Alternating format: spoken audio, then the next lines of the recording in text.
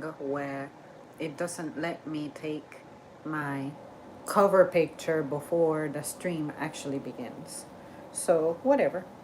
Anyways, guys, once again, I'm just lurking in the comments because last time I wanted to catch up with what you guys were saying, but some of you guys have been requesting that I go live a little more often. So, just testing things out. So, more than likely, I'll be more quiet than chatty, but if the comments start blowing up, then I guess I won't have a choice but to engage.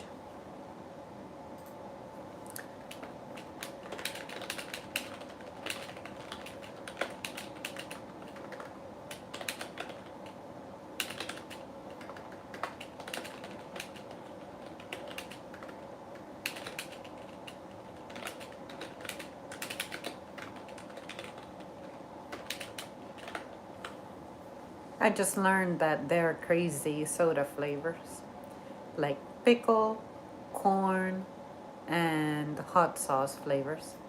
Yo.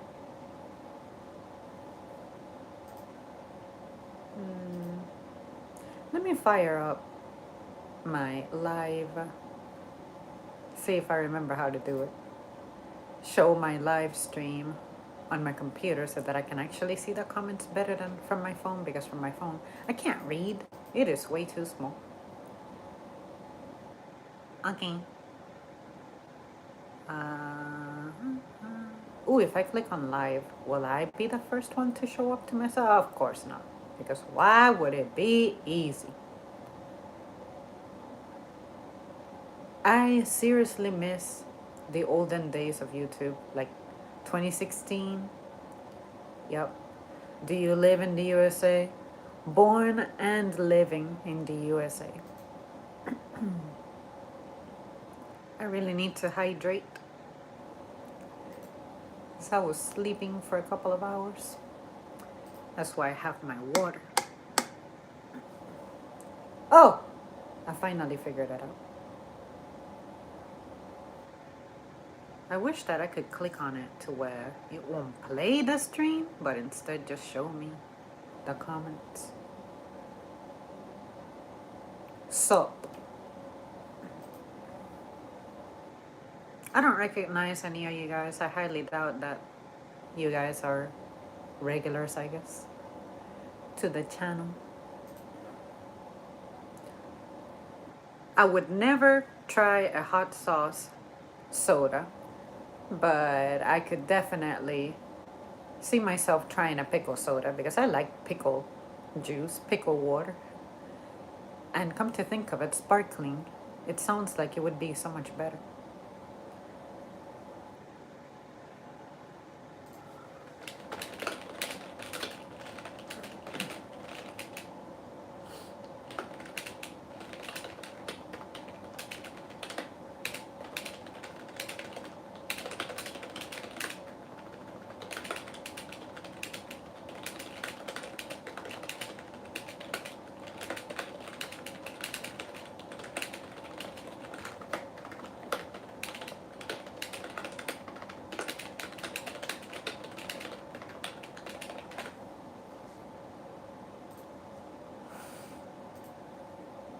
We have spoken before in your comment section.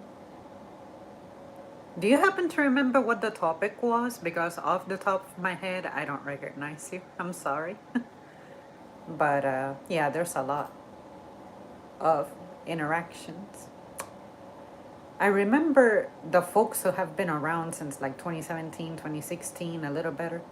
But some folks, if I'm kind of passing by the comments, then I kind of don't remember. Discord server. Funny, I don't have a Discord server, so I have no idea. But you're welcome nonetheless. I am told I need to try tofu with garlic soy sesame sauce. That sounds really good actually, because a stupid pop-ups.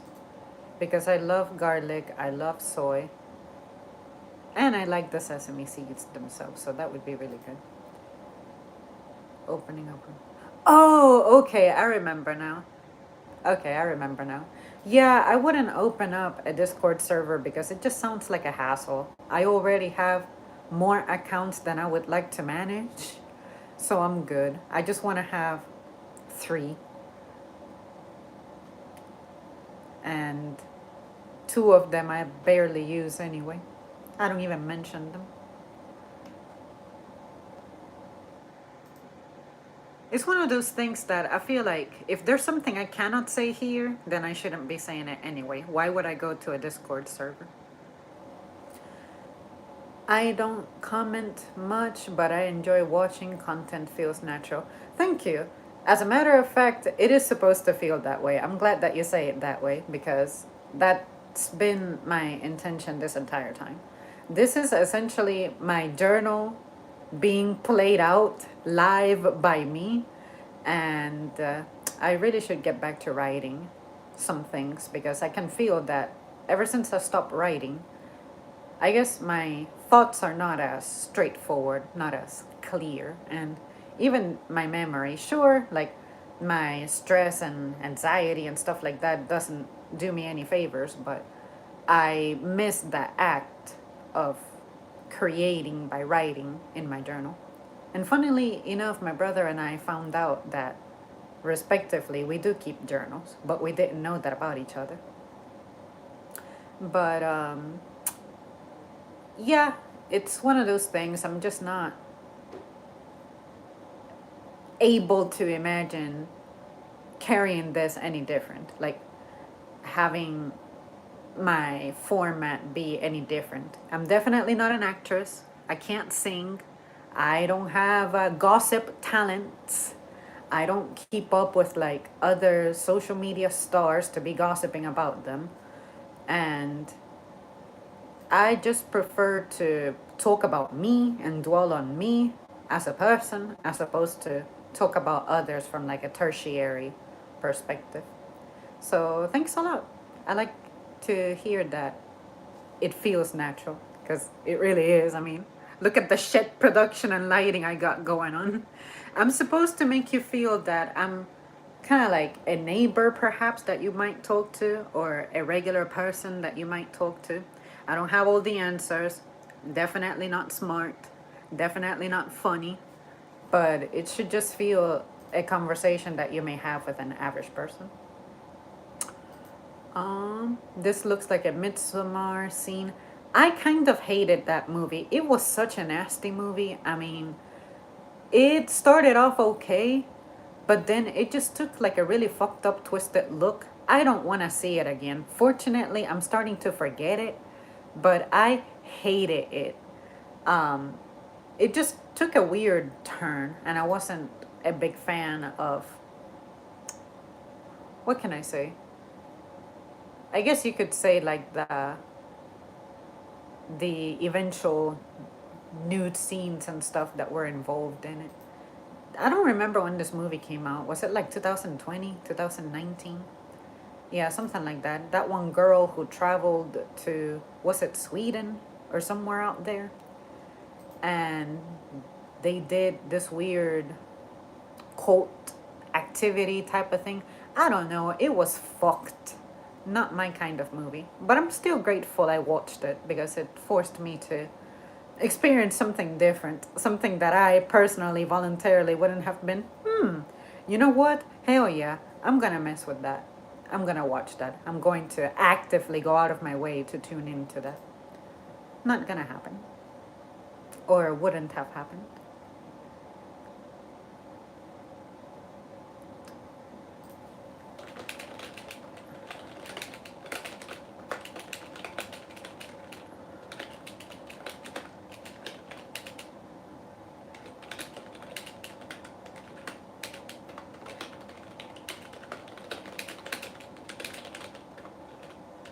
If you guys see me typing, it's because I'm actually physically replying to some of the comments that I have backlogged that I keep telling you guys I'll catch up with. So I'm still tuning into you guys in the stream, but I'm still what is it, lurking in my comment section. I think YouTube deleted some that have been held for a while because it said something about how it holds comments for 60 days. I don't know if it automatically posts them or if they automatically get deleted, but I did go through pretty much everything that I had under held from what I'm seeing. But what's weird is that comments from like 7 years ago, some of them are showing up, some of them aren't. So I'll just get as far into this as I can.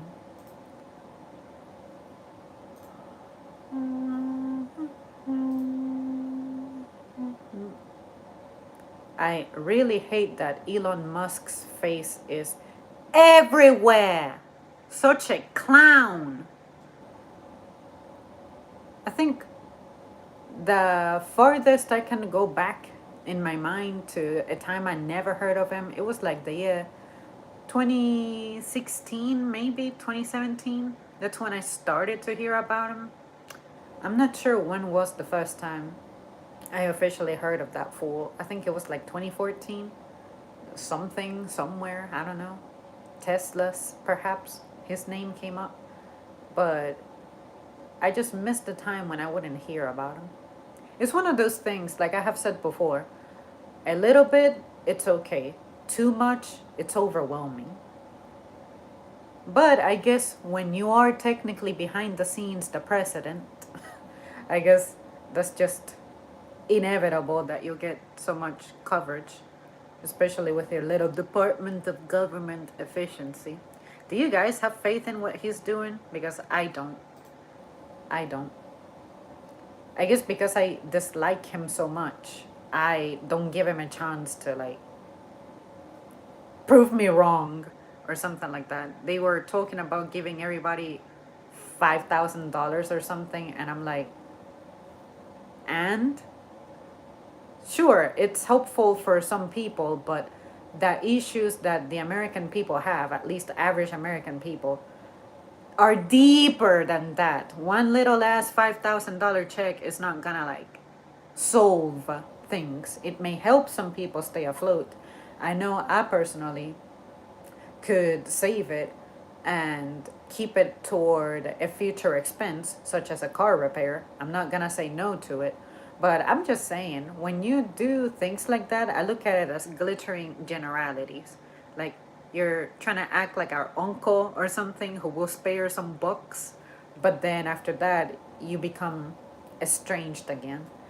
I don't know what it would take for me to trust an American politician, or I guess I should say a politician in America, but I don't know. I just dislike Elon's God savior complex. Like, he really thinks he's a god or a savior, the way that he comes off to me. I don't know his thoughts. I'm never gonna meet him, thank God. But it's just that. It just annoys the crap out of me. There are a lot of celebrities who do that to me. It's like, you're an actor, actress, stay acting or whatever it is that you perform at. As for the rest, just stay quiet, you know? But I guess I feel that way because since there are people who are not relatable to me, then it's really easy for me to be like, well, all I see is the way that you hurt me. Say, when you change benefits, when you change certain laws that no longer serve me, something like that, then that's when I become a little salty. But no, don't trust him. What Earth would look like if humans disappeared tomorrow? I don't think the impact would be too immediate, but I know for a fact that the air is definitely going to be a whole lot cleaner because nobody's going to run their cars, nobody's going to run their heat, nobody is going to be like throwing trash out and stuff. But the problem is, humans have already settled some of those things. For instance, trash has already been created. Just because we disappear tomorrow doesn't mean that everything that we have ever made or put out there is gonna disappear along with us. And there's still going to be the contamination issue. Um, I guess whatever species we drove to extinction are still going to be, extinct. And the world would be a whole lot quieter. Like the bugs are going to have their little chiming going on at nighttime whenever the weather warms up and stuff. Animals and vegetation are going to take over. But I really think it'll be a whole lot quieter. But just for the fuck of it, is this a video or does it have text? It is a video and it doesn't seem to have a script that I can just read. If humans vanish from the planet, nature would slowly reclaim cities, wildlife would expand into once urban areas, and ecosystems would begin to recover from pollution, habitat destruction, and climate change. Buildings would collapse, infrastructure would decay, and species, both endangered and invasive, would adapt to a world free from human interference. Scientists study how ecosystems bounce back after human absence to understand the long-term impact of human activity and how resilient nature truly is. And hashtags. Okay. Yeah, that superficially the world would immediately be a whole lot better. I would be excited about the noise level going down and the trash ending. Trash everywhere. I really hope that they come out with a new season of Daima, because you know that they're gonna have to explain why Goku achieved Super Saiyan 4 and if Vegeta is gonna get his form back as well, since he had his Super Saiyan 4 form in GT. I like the design of Super Saiyan 4 in GT better, the color scheme, but I liked the performance of the new Super Saiyan 4. But the fact that his hair is completely red bothers me. I feel like the red fur over the body with the red eyelids and the black eyebrows, black hair, and were his eyes hazel or something like that? Yellowy, amber. Anyway, I feel like that looked better than all of it being the same fucking shade of red. Like, no. No. Okay, let's see what else we got. And when it comes to the Ukraine topic, I still believe what I believe. It's Russia negotiating with the US on the areas that are already occupied by them in Ukraine over how to split Ukrainian resources. But the Ukrainians are saying, no, we don't want that, that's ours. But of course, they need resources from the outside, primarily the US. So it's pretty much a negotiation on, we want to keep fighting, but they want him to just surrender. And then somehow Russia and the US are going to figure out how to split that, which it's not theirs, but like always in history, we bullied our way to everything. So I guess this is the new version of that. And I guess in my mind, I already look at this as the Third World War, because you got Russia is primarily in Asia with its little piece that's in the Europe side, of course. Ukraine is like a European nation, and then the United States involvement, however indirect it may be, it's already a world war.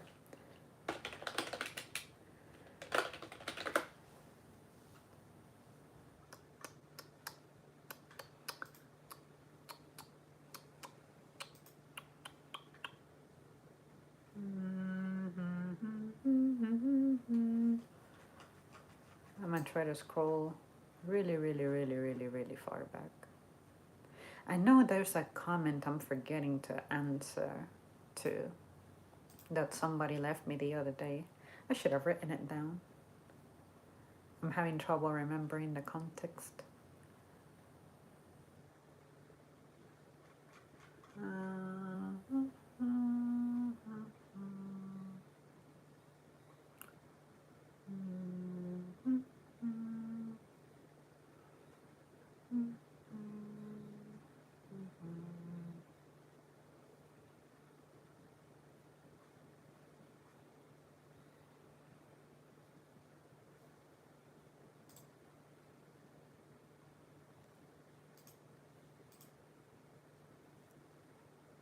I really hope that tomorrow isn't as bad as today was. Today work sucked. But I already told my story a couple of hours ago. I just gotta upload it. But yeah, it was pretty rough. It's becoming a hazard because everybody goes out to shop at the same time and it leads to crowding, and crowds are just inherently dangerous. But we cannot ask the building to get bigger. So yeah, it's one of those things that just leads to my stress. I made a hate mask of myself.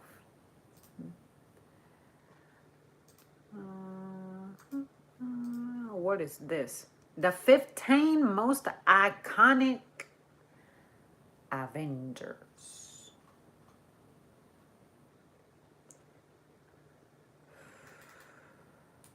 Avengers villains. I'm kind of, I don't want to say I'm fed up with the Marvel stuff because I mean, it's cool stuff, but it's just a lot. And like I have said before, a little bit is okay. A lot becomes overwhelming to where it becomes unpleasant.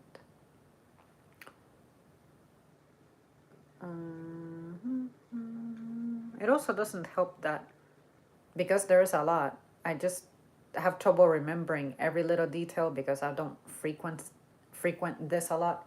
I already forgot who the Taskmaster is. Um, but I know he was being mentioned all the time. And I never read the comics. I have never read a single comic, but I've seen their covers. And I have read the summaries of a couple of them. Count Nefaria. Nefaria. Is that a woman? Well, I guess if it were a woman, it would say Countess.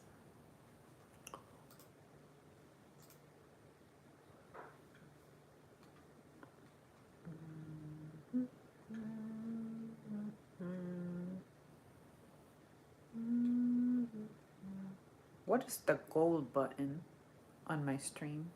I am too afraid to look at it. I kind of remember seeing it last time. I feel like I mentioned it. Because I am a horrible manager. Anyway.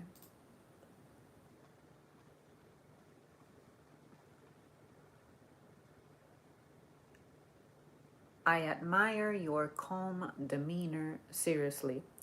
Well, funny that you should say something about me being calm because I wasn't always this way. As a kid, I had my calm moments anytime I could do what I express nowadays, control my environment. And when I get around to uploading my video of my story from today, I kind of dig into it a little bit.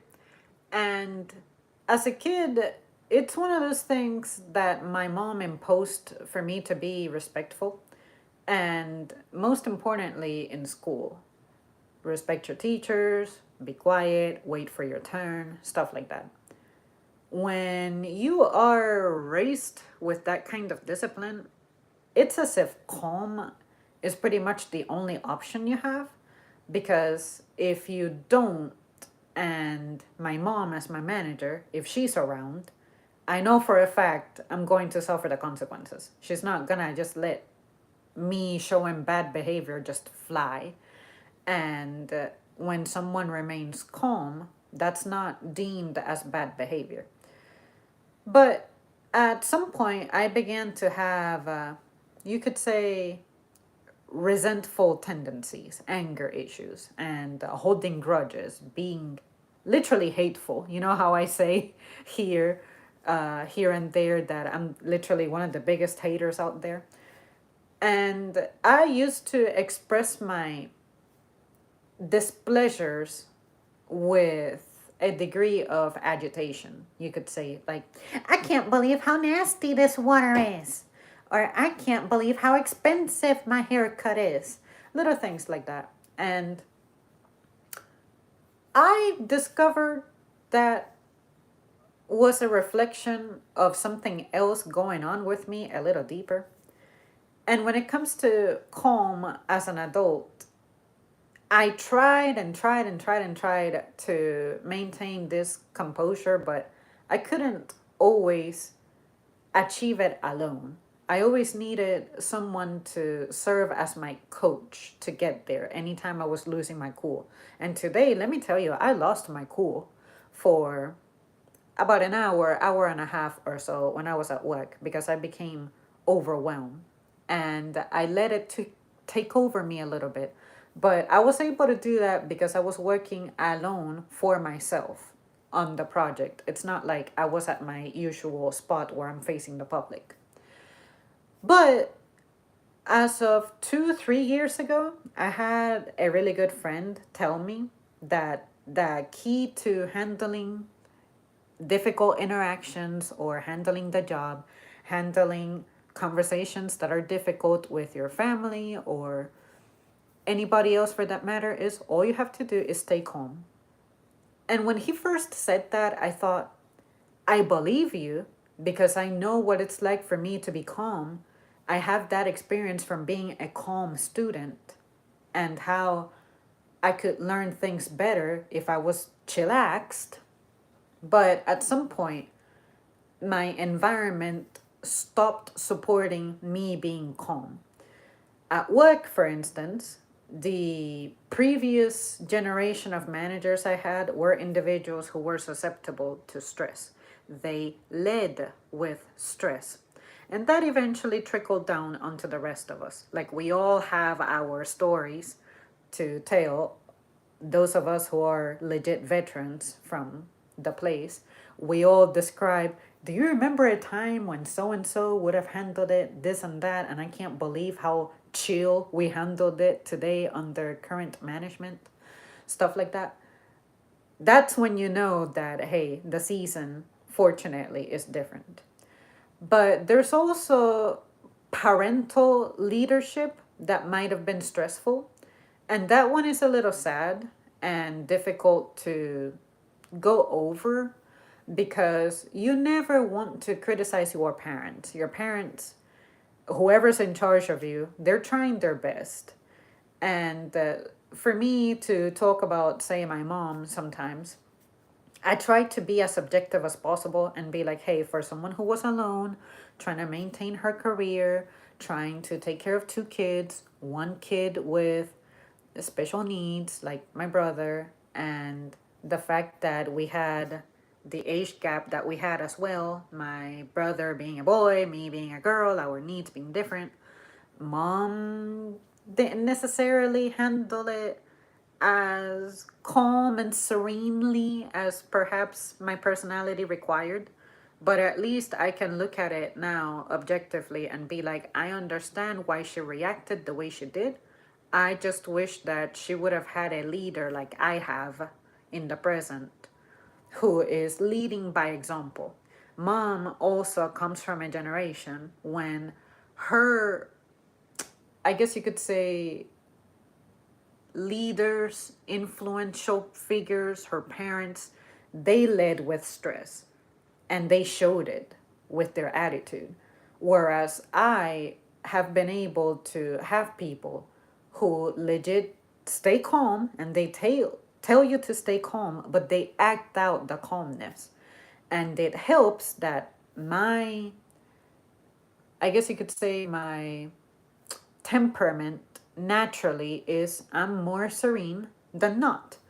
And the only time I can find myself not remaining as serene is when I'm activating that passion in me, that energy. Say, it doesn't matter how late it is in the day. If we need to run, I can run. I can jog. I can lift. I'm not sluggish. I'm never like sleepy or having trouble staying up or oh my god, I cannot drive 15 minutes away or 20 minutes away or 30 minutes away. I can operate. It's just the way it is. But I think that because my default temperament is leaning more on the calm side of things, that helps me at preserving my energy. And most importantly, it is easier for you to be a calm person naturally when you also have experience. Say, I'm no longer new at my job. Since I have been doing the same job for so long, naturally, confidence will accompany me. And with confidence, there's a degree of calm that will be attached to that because you know what to expect. And you also have a degree of preparation under your belt. Now, in here at home, something similar happens once you have been living a certain way for some time, once you have established a routine, organization, whatever your style is, however it is that you arrange for things to make it make sense for you, make it easily accessible for you. Once you establish that, it's very easy for you to stay calm.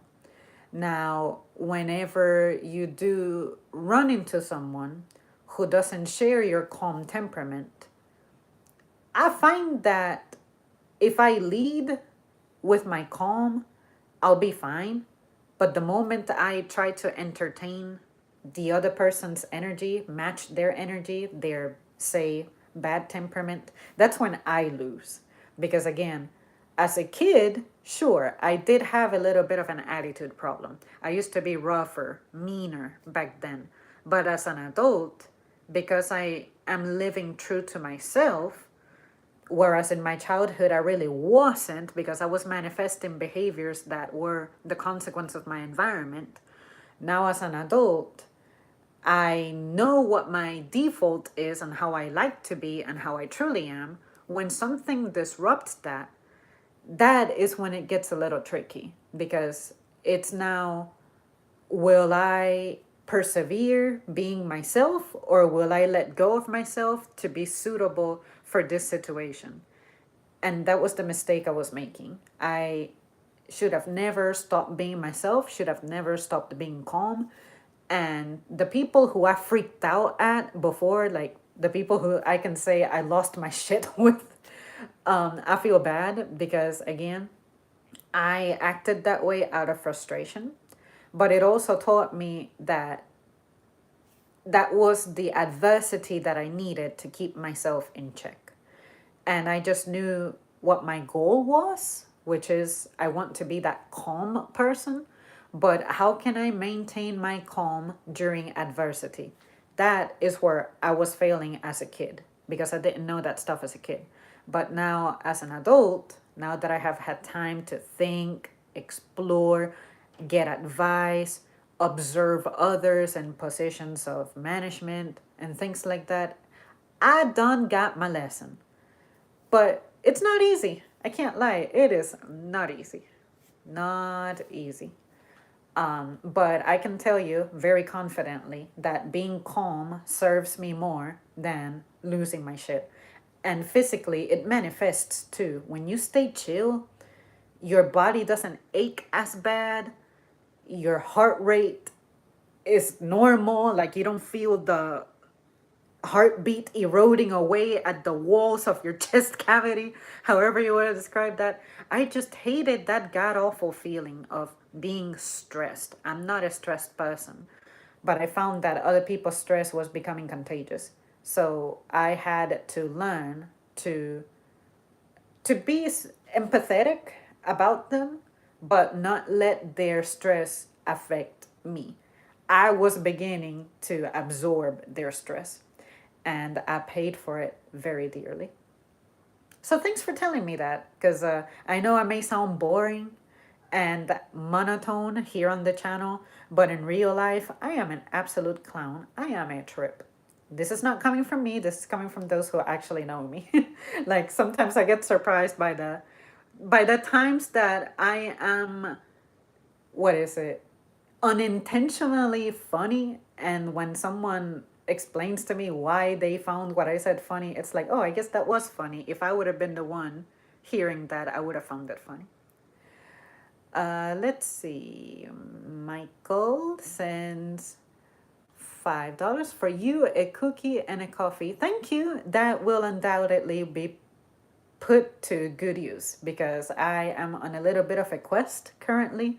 I am trying foods here and there, and not to spoil it, but the next 2 or 3 videos that I'll be releasing, they're going to be food related.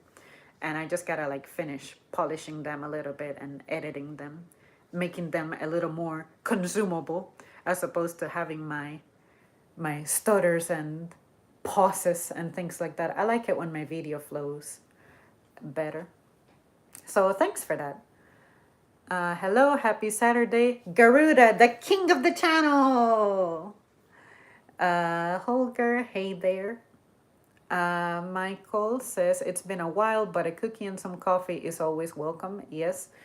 Uh, Skip the coffee, but I can replace it with like a hot chocolate or a Starbucks refresher.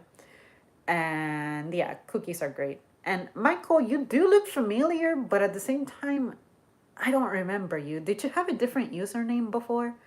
If you're the same person and I'm still not remembering you, I'm sorry. What is a topic that we have discussed before?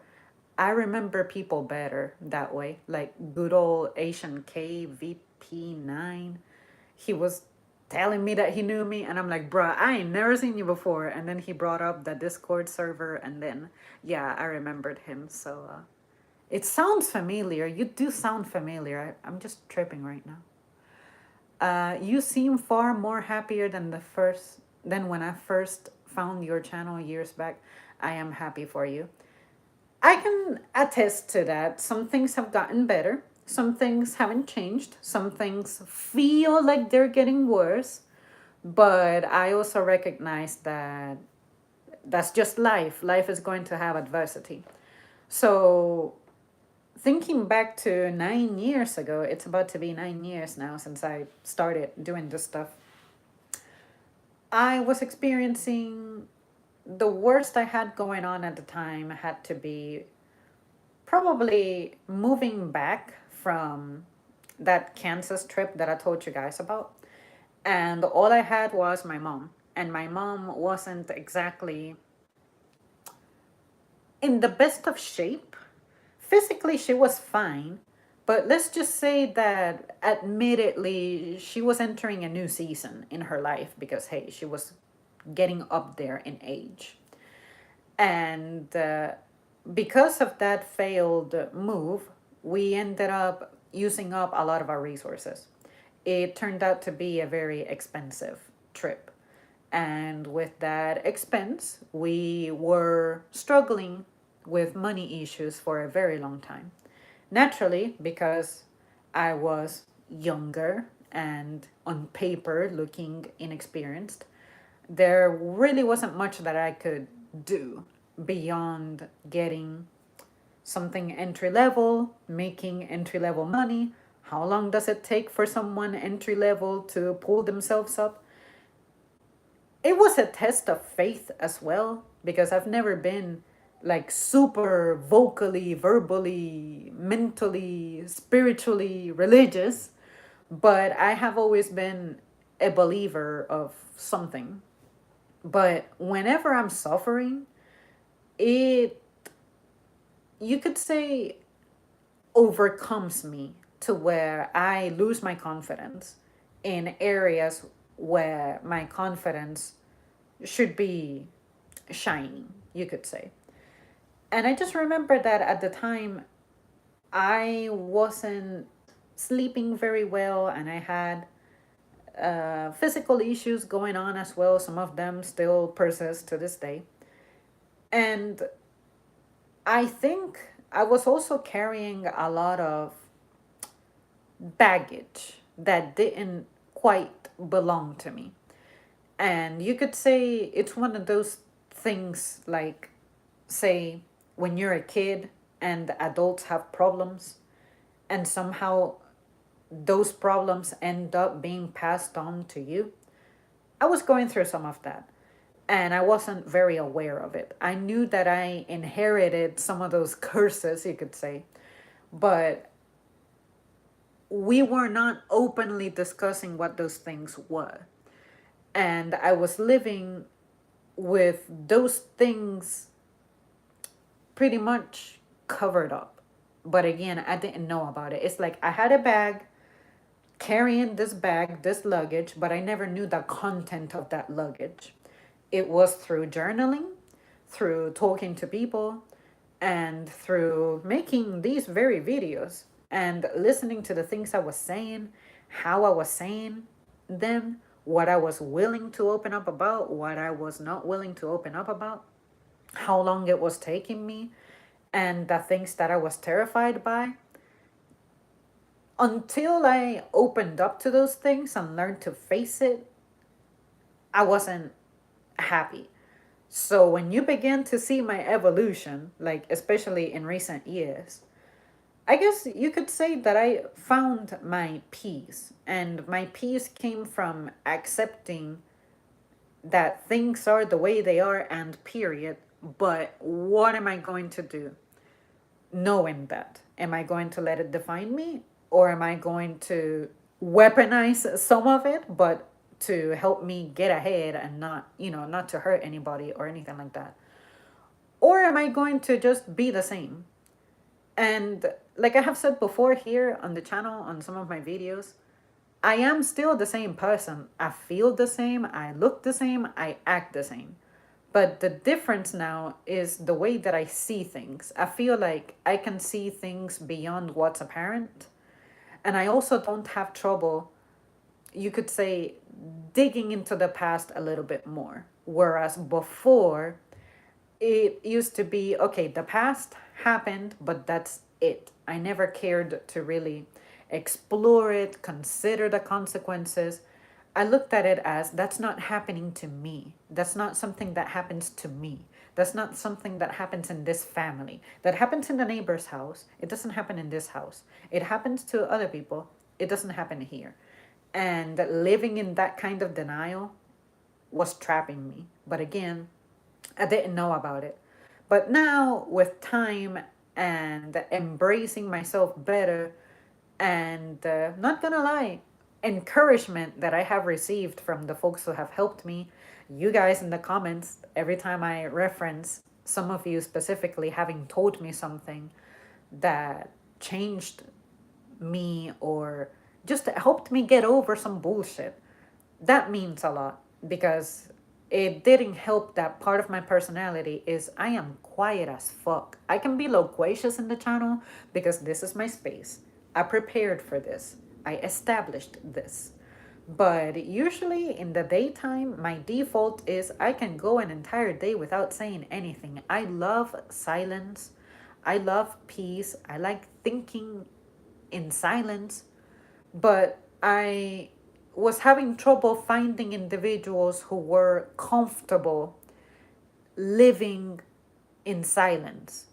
There are some people who the entire day they need to have noise. They need to have the sound of a podcast.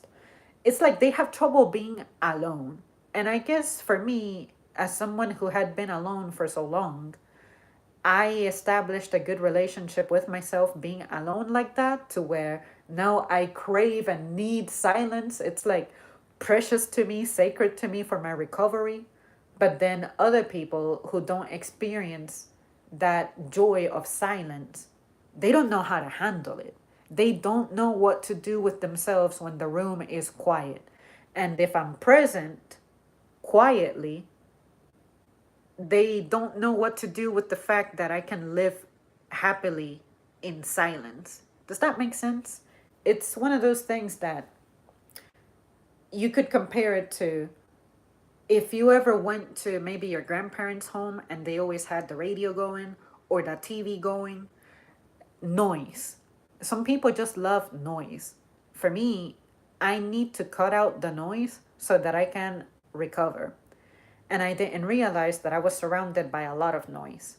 And that too much noise can literally take away your happiness. Well, I say your happiness, but at least for me, my personal happiness was being absorbed by some of that noise. And it's good when you know how much of what you need. I know how much music I need. I know how much noise I need from like entertainment. I know how much noise I need from social interactions, but I also have it very clear how much silence I need.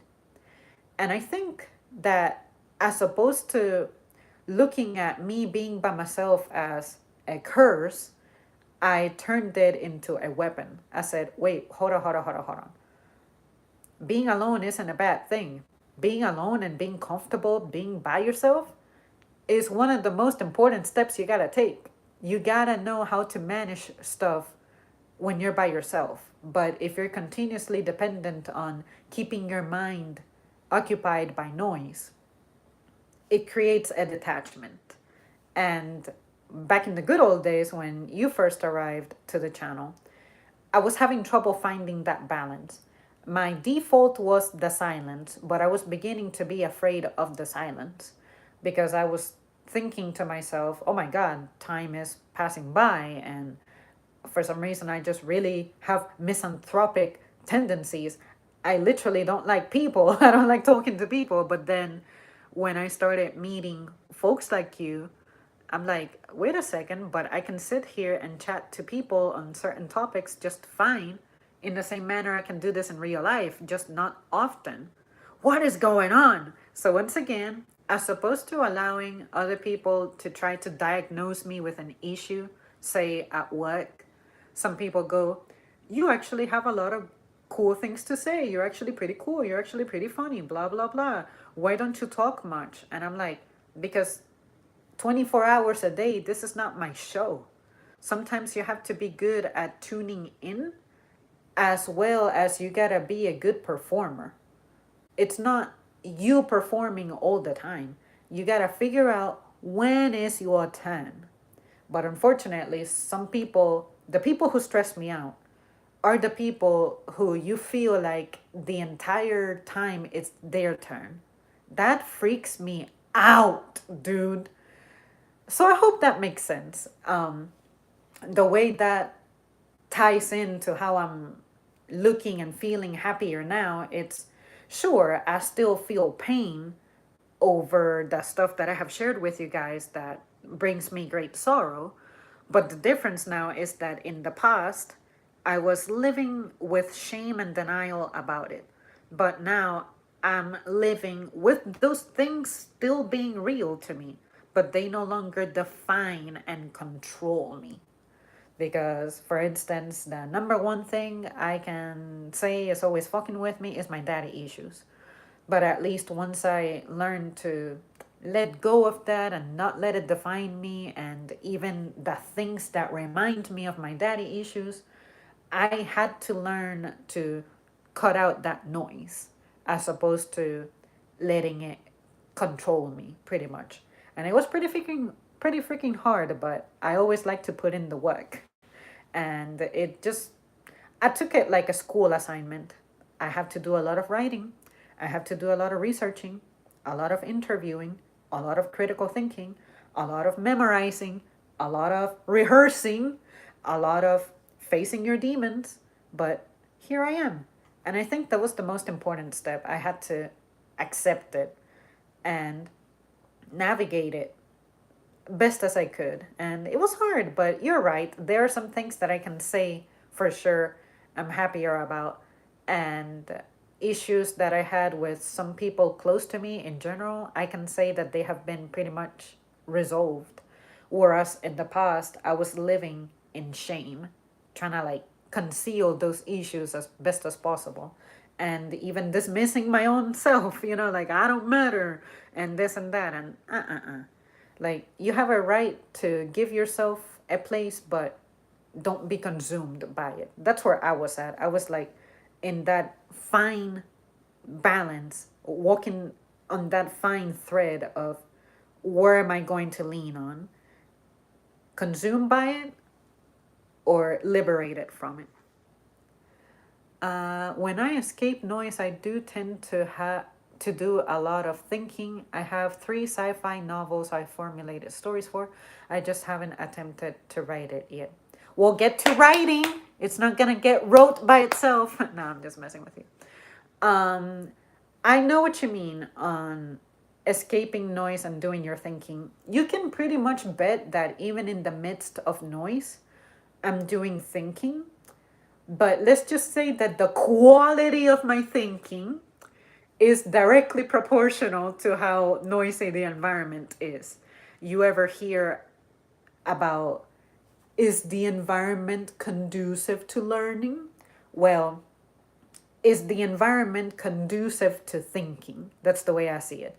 And sometimes when I'm at gatherings or something, I can pre-program my brain with how I'm going to get through this. Am I going to survive the entire time, fixed in place, anchored to one spot?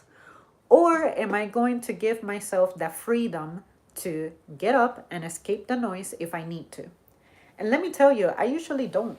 I usually stay anchored in place because I remember times when I exploited my freedom to move around and be like, I'm not liking this conversation. I'm not liking the smell of these people smoking. I'm not liking the noise. Whatever was disrupting me.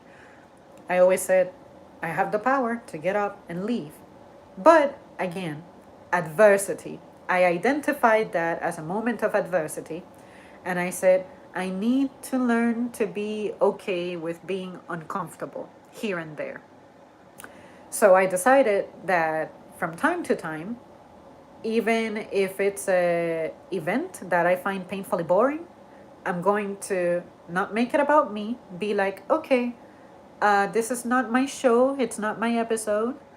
Let me see what I can absorb out of this. And let me tell you, every single event I may be present at, even if it's not my topic, even if it's not my show, I can say that there was always something to learn. And I love learning. And that's another thing I had to train myself with. And you could say that helped me become happier too. Like, sure, I'll be in places with people I don't specifically love or like too much, but as an audience member, I remembered that I like to observe. Why not take this as an opportunity to observe? And then maybe I can scoop up a story to tell you guys about and talk shit here, you know? See what I mean? There's an opportunity for something everywhere. But I will say I am beginning to get the itch for starting to journal again. And I need to get back to writing because my handwriting being sloppy as fuck. JT spinning! Aha, I didn't miss it this time. Good job, you finally made it. It really doesn't help that I never give you guys the heads up that a sister's gonna fire up the little computer and stream, you know, but I didn't plan this at all. I said, well, I'm gonna skip the gym because it got dark. I may have overslept a little bit. So I'm trying to gradually, at least once a week or once every 2 weeks, I will attempt to show my face around here live in the flesh. My dad wasn't around at all either, but I have learned to let it go as well. That I had trouble letting go. And as far as I can remember, people have been telling me to let it go. But I don't know how you process it, but for me personally, one of the steps to being able to let go of something is to address it.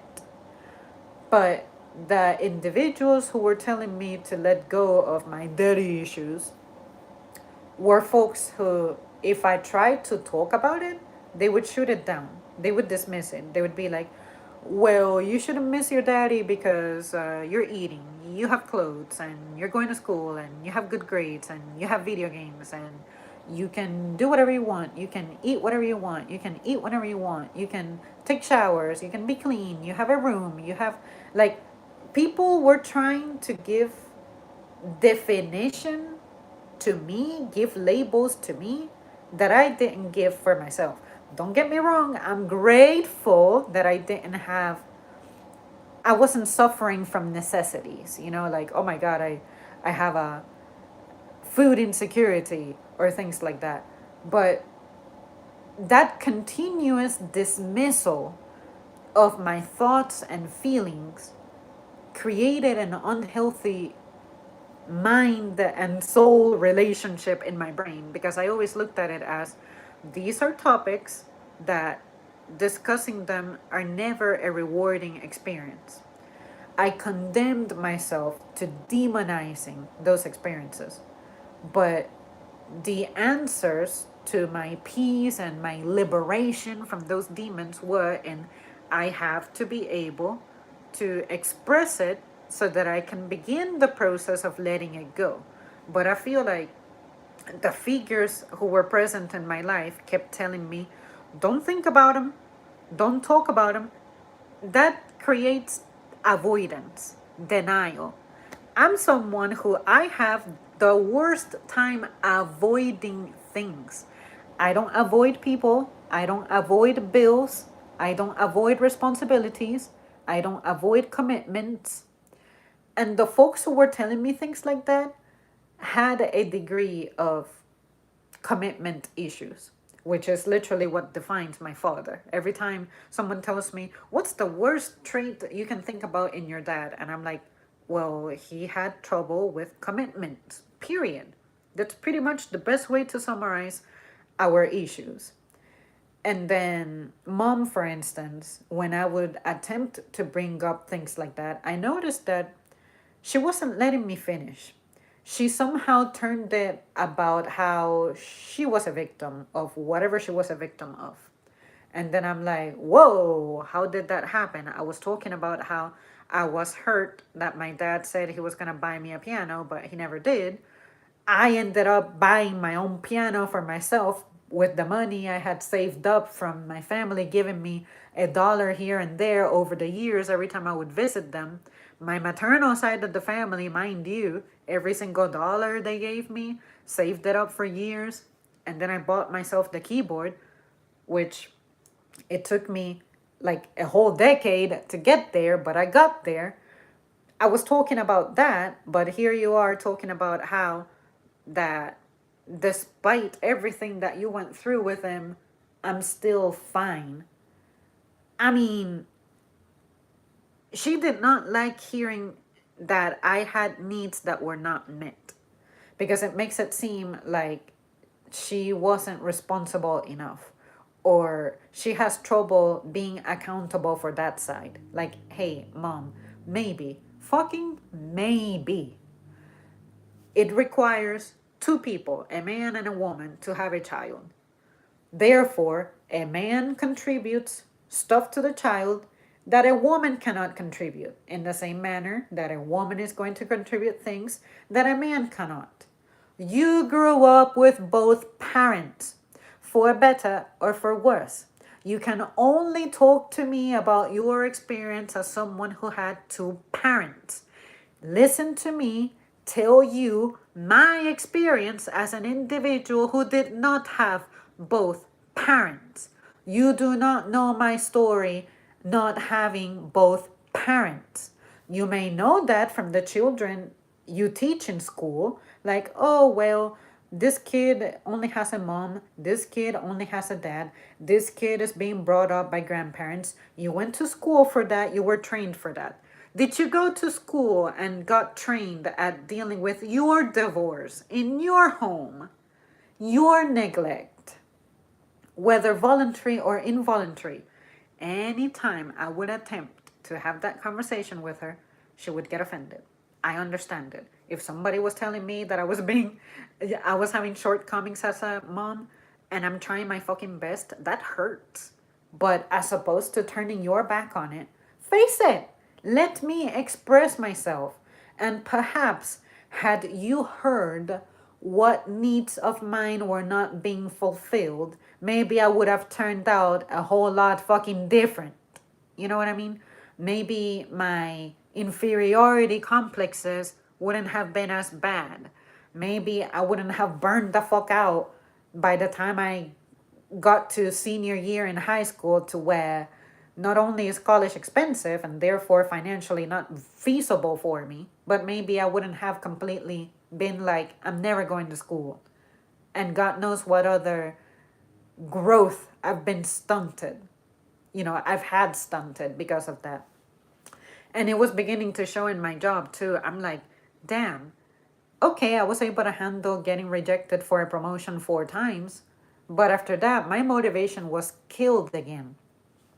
I have the tendency of once I'm disappointed by something, I never recover. That's an issue that I need to have addressed. And like I have always said, like, I love my mom. She was amazing. I don't blame her for anything. I'm just saying that we need to learn to be good listeners. Parents need to be good listeners. You as a worker need to be a good listener, as a friend, as a spouse, partner. If you don't become comfortable at listening to people, no matter what they're saying about whom, you're going to fail. And I guess another way to describe this would be, maybe you once had a friend who was friends with someone who you weren't friends with. I think I made a video about this, and I'm like, okay, that's your experience with that person who is your friend. They're not my friend, therefore my experience is different. Do you not care to understand what made my experience with that individual different? If you are not prepared to hear the truth about that other person and the experience that someone else had, that you're dooming yourself to a mess, because you cannot just blindly defend somebody just because you like them. Or for instance, with at a job, say, sometimes you may need to report something that someone who's in a position of power is doing, but another person may look at it and immediately go like, you're probably dealing with a misunderstanding. And I'm like, I know what I saw with my eyes and what I heard with my ears. I'm telling you about it. But what is that response? Denial. You just cannot do that. If you hear someone else saying something about somebody else, be objective, sure, do your research, don't just take it at face value, but do not automatically go into defense mode or denial mode because you're afraid of finding out the truth. See what I mean? I think that's how corruption begins. And when I say these things about, say, family issues and how you never get to finish your story because the person gets offended and they get up and leave and shit, the best way for you to bridge a gap with someone is to get to know what it is that they feel. For instance, I, Zam, you only know me from wherever you know me. Let's say you know me here in the channel. It is my responsibility for me, or my responsibility to tell you what life is like from my perspective.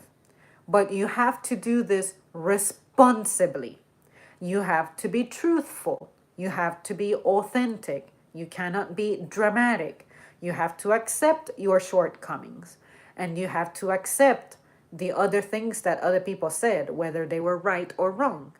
And dispel whatever it is that you have to dispel. Confirm whatever it is that you have to confirm. That's why I'm perfectly comfortable roasting myself here. And I'll be like, but sometimes I have my tendencies of getting fucking anxious or oversleeping or eating too much. Then I pig out and I'm wondering, why am I fattening up? Things like that. You gotta learn to be accountable. But if you don't do that, you're not bridging. You're not creating a bridge. You're creating a separation. And I think that's the biggest challenge that people have. And I think that back in those days, like Garuda was saying, how I was not as happy back then, I was terrified as fuck of making people mad every time I would start talking. Because, like I have said before, I'm the same person. I haven't changed one bit. The only difference is that when someone goes ape shit over a difficult topic, say getting offended easily, I'm like, okay, when someone's blood boils, that's saying something about them. What is causing that? So anytime someone started melting down at me, I always ask them, where did your negative feelings and opinions about whatever it is come from? And 100% of the time, they fell fucking silent. I forced them to think. And I remember those days. I remember when I made myself think about those things. It was harsh, it was unpleasant, but the sooner you go through it, the better. Let's see. Have you ever tried studying or thinking with your noise canceling headphones on? I used to. When I was in middle school, my cousin, he's a musician. He used to have these like studio headphones, you could say, that they covered your entire ear and pretty much no sound from the outside could come through. I tried those one time to listen to my little ass CD player, y'all. Do y'all remember that? CD player. And it was an experience, a religious experience, because I mean, I felt like I was listening to music for the first time. There's a big difference between listening to music coming at you from like an external source, like speakers. Laptop speakers do not sound the same as TV speakers, do not sound the same as like speakers that are made for music, blaring and stuff like that. But when I was in eighth grade and I was having trouble with like my social studies class, I started listening to music while doing homework. And from that moment onward, it changed my life. I had never ever studied with sound prior to that moment. It was always TVs off, music off, just the room was as quiet as it could be, minus ambience sound. But once I started playing music that was the music that I was used to, it being my favorite, you know, whatever gets me going and stuff like that, my grades actually got better. So it is true. There are some people who benefit from listening to relaxing music, or maybe you have to listen to a fucking death metal if that helps you. But I can tell you that when I explored that for the first time and I tried it with those headphones, my life was just never the same. And sometimes I use headphones to escape from noise that's like hindering my abilities, like my focus or anything like that. And funnily enough, the video that I shot today that I haven't uploaded yet, I did go over that a little bit. So, yes, I do think with music. And another thing I do is I'll take my speakers to the bathroom. I started doing this when I was in high school. And while I'm taking a shower, I'm listening to music. And it's great because the sound of water, along with the music and the warmth of the room, it is a spa experience. So, yep, noise cancellation, whoever invented it, they're onto something. Because it's not about you, lol, just kidding. You know, I reread your comment when you were asking those questions. If it's not about you, who is it about? Is it the other person? This, that, and the other. And the way you said it was so freaking obvious. And I'm like, exactly. Thank you for seeing the point. And now I will say that after reading your comment and you phrasing it the way you did, I will never, ever have confidence issues with that again. It is, well, yeah, I'm gonna make it about me, because why wouldn't I make it about me? At some point, I need to talk about me so that you get to know who the fuck I am. You ever meet people who are parents and they dead ass don't know anything about their fucking kids? I don't want to be that person. You talk to me, I will remember something about you. I will remember your name. I will remember your birthday. I will remember your license plate number if I notice it. I will remember what you had for lunch yesterday if you share it or if I see you. Be living here in the present. Some people are so aloof, and I can't handle aloofness. So I think that my desire, in all seriousness now, my yearning for a connection, especially a connection that's meaningful, and to some extent like exploring intimate stuff like, hey, what am I afraid of, what are my insecurities, this and that. I never got to express those to anybody because I didn't fucking trust anybody. Why would I give people the means to my destruction by telling them my weaknesses, right? But because of that, I guess I just had trouble escaping from myself because I felt like I had so much to say, but I had never been handed the mic, essentially. So when I started making the videos, I thought this is not gonna work. I'm probably gonna upload 5 videos, and after that, I'm done. Laughs in like, how many do I have now? 2,300 videos, wherever I'm at now. But this is what I'm talking about. These thoughts, these feelings, they have always been there, but you won't know that if you don't take the time to indulge in me, explore me, essentially.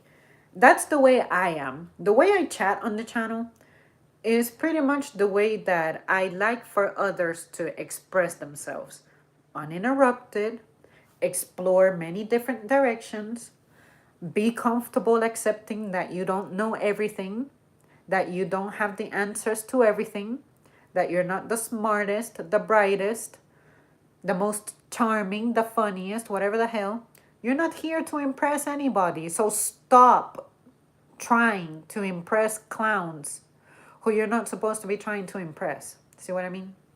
So I guess for me, once I felt like I finally had the opportunity to let out whatever it is that I wanted to let out, little by little, I was beginning to plant the seeds for me to let go of my daddy issues. Hopefully, all of that made sense. Yeah, because they don't understand unless they have experienced it. Exactly. Like you said. Exactly. So with my mom, I understand why she was comporting herself in that manner. Because she, I'm guessing, was under the impression that, hey, I see this child every day. She's with me every day. I gave birth to her. God damn it. But just because you did, it doesn't mean you are me. I carry pieces of you, genetically passed down. I don't have a choice. But even when you think you know me well, there's stuff that only I know. And if I don't share it, you won't know. It's no different from, you can have a resting bitch face. Does that mean you're angry? Does that mean you're unhappy? Does that mean someone made you mad? Not necessarily, right? So if you don't let me express my darkest, deepest feelings, then what are you supposed to know? And I think that with mom, being a teacher was working against her sometimes because I feel like, sure, she could diagnose her kids very well with like attention issues, hyperactivity, little things like that. I'm like, well, in the same manner that you're this amazing teacher in your profession, how is it that you cannot apply your teaching skills to the home? Don't get me wrong, she did. Like the way that she would manage me and discipline me and stuff, it's, her teacher was coming out. But when it came to the more emotional and psychological stuff, you're not a psychiatrist. You're not a social worker, I guess, or whatever the fuck. There is some things that you're going to have shortcomings with. That is okay. That's fine. You're not meant to know everything. But it is your responsibility to open the door to you learning about those things. If you close that door and you begin to avoid these conversations and these topics because of how they make you feel, that is where the problem is being created. And I think that for my mom, it was shocking that after all these years, she wasn't really aware of that. And I guess it's not hard for that to happen, considering that, like I said before, if expressing myself is not a rewarding experience, I'm not gonna talk. I don't like to start talking to end up crying, to feel despair, to feel uh, beat up mentally. That shit sucks. I was hurting, and it wasn't even physical. So once I let go of that timidity and I said, I am going to stand up against every clown who makes me feel some type of way, no matter who it is, I began dropping nukes on everybody. I felt so bad that I was roasting some clowns out here. But at the same time, even though I was shocking them with the way I was expressing myself, I was happy that I finally woke up as opposed to just taking it and internalizing everything. I learned to fucking defend myself. Let me call it what it is. Like, I don't know why I accepted being kind of a punching bag. I guess I took her lesson of be sweet, be kind, be nice all the time. And I'm like, but that's not making me happy. Something's wrong here. But, that's when you begin to learn how much of something you need. Like, how much anger do you need? How much, what is it, seriousness do you need? And how much lightheartedness you need? Balance. Learn balance. And that's what I didn't have in the past. Balance. You're right. No one ever learned anything from talking. Sometimes we have to listen. Listen and silent are spelled with the same letters, aren't they? I do tend to try and relate on a semi deep level without getting too personal. I want to see if we have interests in common. Exactly. One of the things that is always going to bond us together, whether we agree on it or not, is food. You may like coffee, I don't like it. I may like vegetables, you may not like them. That is already common ground. We fucking have to eat. Another thing that can unite us is negative experiences. Like, when was the last time you got bad customer service? You are a consumer. You spend money. You buy things. Or you drive, I would imagine. When was the last time you had a clown perform some crazy maneuver, especially as a trucker, that the behavior of that vehicle is significantly different than the regular vehicles that the rest of us are driving? Little things like that. If I was having a conversation like that, I would be like, oh, so what is the scariest part of losing control in such a vehicle? What is your defense maneuver for you to keep yourself safe? Little things like that. Start the bridge. We have that in common. We are drivers. We can take it from there. You can create a meaningful connection with anyone out of anything, but you have to be willing to let the other person have a word in. And sometimes it won't be exciting. It doesn't matter. Don't go into a conversation expecting to be entertained. Go in there expecting to at least have a decent time, to where you you feel like this interaction is a worthy investment of your time. If it isn't, if you feel like it's sucking the soul out of you, get away from it. Get away from this person. There are some people I actively have to walk the fuck away from because some of the things they say simply don't roll with me. And sometimes I may need to take a break from them for a few days and let it be in person because I see them at work, or they text me, or they hit me up on Messenger or whatever. I'm like, I need to like catch a breather from you. Nothing personal, nothing bad. It's just that you weigh me down sometimes. I'm not gonna tell them that, but internally I'm telling myself I need balance with this person. But then there's the other people who I can not have enough hours in the day to be chatting away with people like that. And I guess that's what may shock some people about me. It's like, You're super quiet, but with so and so, you're not. What's happening? I don't know. Maybe kindred spirits shit. I really wish I knew what my neighbor is doing to where it sounds like a weird ass noise. It freaked out my boyfriend the other night. It was so funny. He had never heard that before.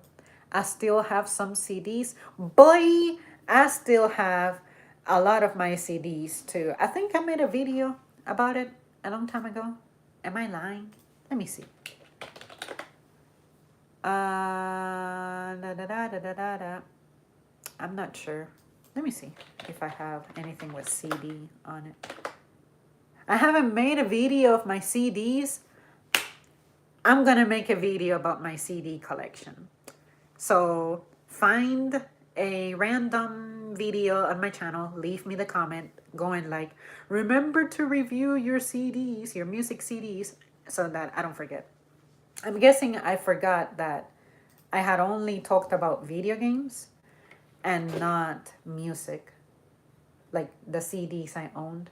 Unless it's very, very, very, very possible that way back in the good old days, that came up in a stream, but I don't remember the title of that stream because say maybe we were talking about, I don't know, uh, something political, and then as people tune in and they leave their comments, it makes the conversation get sidetracked. Maybe that's what happened.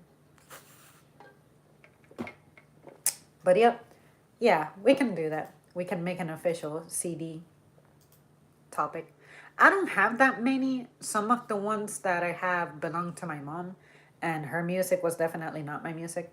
But I do have my personal ones, like the ones that I can say I personally bought or I told mom, Mommy, get me this. And, she did. Yeah, that'll be a good topic because, whoo, yeah, I'll really get into it. Um, where am I at? I am in Aries. Yay, Aries! That means that you are the leader of the fire signs, meaning that you are the leader of my fixed sign. Let's see. What do you mean you retracted your message? What did you say? I just realized that I haven't eaten anything since my shift ended. Because I thought I was going to go work out, but then I changed my mind. And now I'm like, my stomach is feeling kind of funny. It's starting to eat itself. So true, as a dude, no one can prove I am crying in the shower listening to R&B music. R&B was one of those genres that I like cherry pick through them. Some tunes that I can get behind, but artists, it's rare for me to completely get into R&B. I guess I didn't really grow up with folks who listen to R&B like that, so I didn't get to like appreciate it very much. Most of the stuff that we listened to was between classical or whatever pop was going on at the time. And mom wasn't very musically inclined either. My dad, though, he is the legit musician out of all of us. But can't teach me about music if you ain't there, bruh. So, yep. Maybe he's into R&B and I just don't know.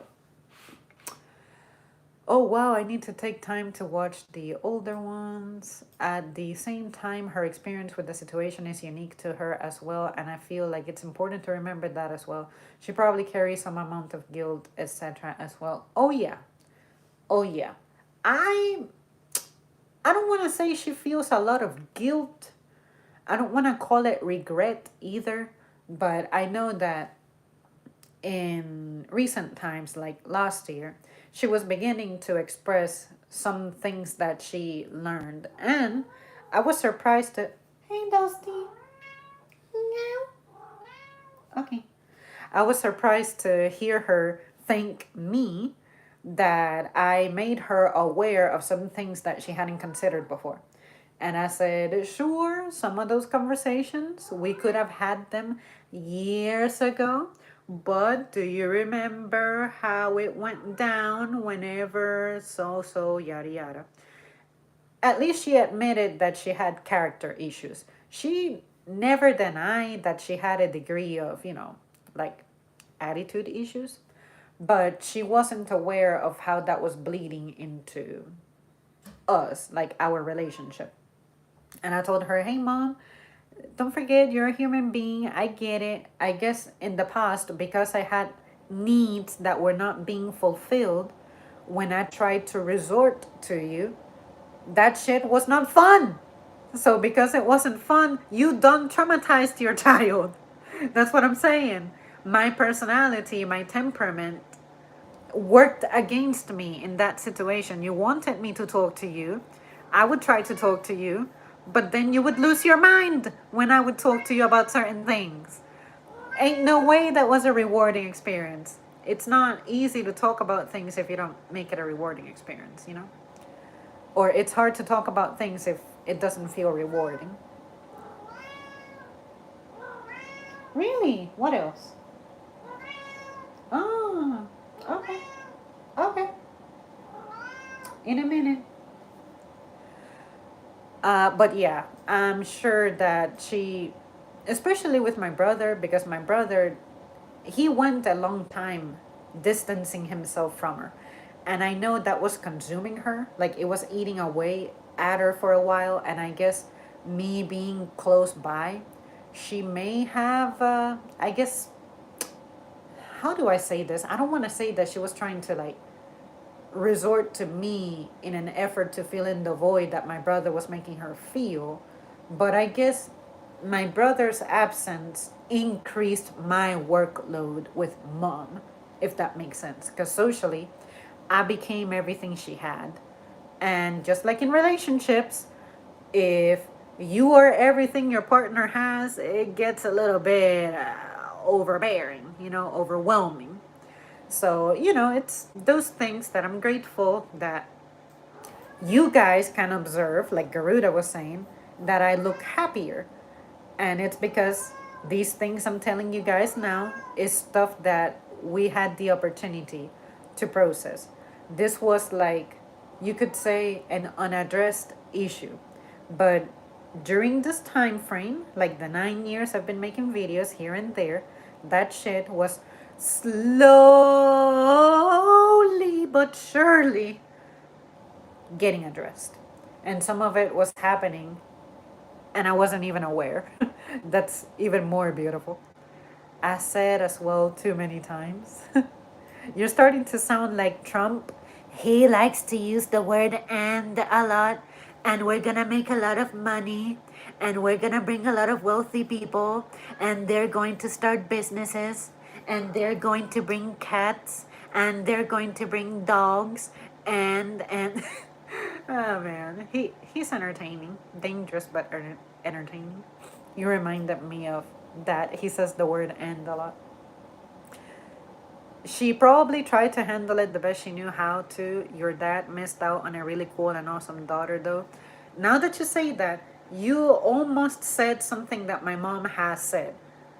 One time she was trying to console me over me feeling a little frustrated that my dad once again skipped out on me, like some activity we have planned, because again, commitment issues. And she said, you know what? I'm glad he didn't show up. That means I get to spend more time with you. At the end of the day, this is your childhood. I'm going to be able to say that I enjoyed it. Every single moment of it. Well, of course, every single moment that we were present together. But basically, my dad got pretty much none of that. My dad only saw me as a teen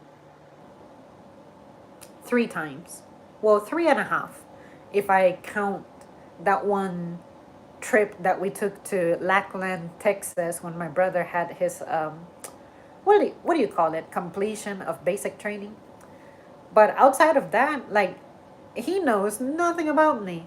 You guys know more about me than he knows about me. And it's not due to a lack of opportunities. If you don't show up, you know what I mean? You ain't going to obtain anything. You gotta show up. But he didn't. But, anyways, just like my mom was saying, he doesn't get to enjoy me, y'all get to enjoy me if you find me enjoyable. So, yep, mom, when she said it like that, it helped elevate me during a time that I was feeling a little down. Because at the time, I understood what she meant. But now that I'm older, not only do I have the understanding of what she said, but now I have the power. Now I feel the power, the strength of what she said. Whereas before I had it as matter of fact. But now it's like, oh, what she said at the time, I feel its impact now in the present day. I actually forgot some people can relate by loving and hating two things that are not related once you have that passionate energy. Basically, if I say I hate onions and you hate, we can agree. Yeah, there you go. It's a shared passion. What do you keep retracting, Garuda? You hate steak. We can. Ah, fuck. I scrolled too far. We can agree to give Texas Roadhouse the middle finger. Well, when it comes to steak, like I was saying in my sandwich video, shit, did I even post that? I think I did. Yeah, I did. The one from Panera. Fortunately, I don't know if this happens to you guys. I'm sure it does, but you ever discover a food that you're convinced you just don't like, but then you start doctoring it up, and you discover that you can have it in a certain way? That's me with tomatoes. Tomatoes, oh, hate them. As soon as I feel a bite down on it and they're cold, if they're room temperature, even worse. But I feel that flesh and that fucking water gushing and that tomatoey taste from hell. Oh, puh, I spit it the fuck out. But give me ketchup, give me pizza sauce, process the fuck out of tomatoes, and I'm game. But feed me the actual tomato in its natural state, and I'm like, bitch, you're not enjoyable authentically. I'm enjoyable authentically. You're not me. You can't be good unless you get processed, unless you get a ton of, like, what is it? Uh, I guess taste surgery. Do a lot of taste surgery on tomatoes and I can have them. But, there's ways that you can try to change something to be more involved with it. So I guess with tomatoes, it's like, okay, I don't like it in its default state, but I will still try to have a relationship with tomatoes because there's ways to work around that. People are no different. I will have opinions you don't like. You will have opinions I don't like. But it doesn't mean that they have to condemn us to be apart, like animosity and shit. I just can't function that way. I can't imagine a life in which I can't handle it. And Texas Roadhouse, I dead ass can't remember if I've ever been there. But I know I've been to Outback and Ruby Tuesday. They were kind of weak. To me, their steaks were kind of like plastic. Don't sue me. They don't have plastic in them, hopefully. But it just had like that weird gummy flavor. It just didn't taste like they were marinated or anything. No, I definitely don't want to sound like him. I gotta work on that.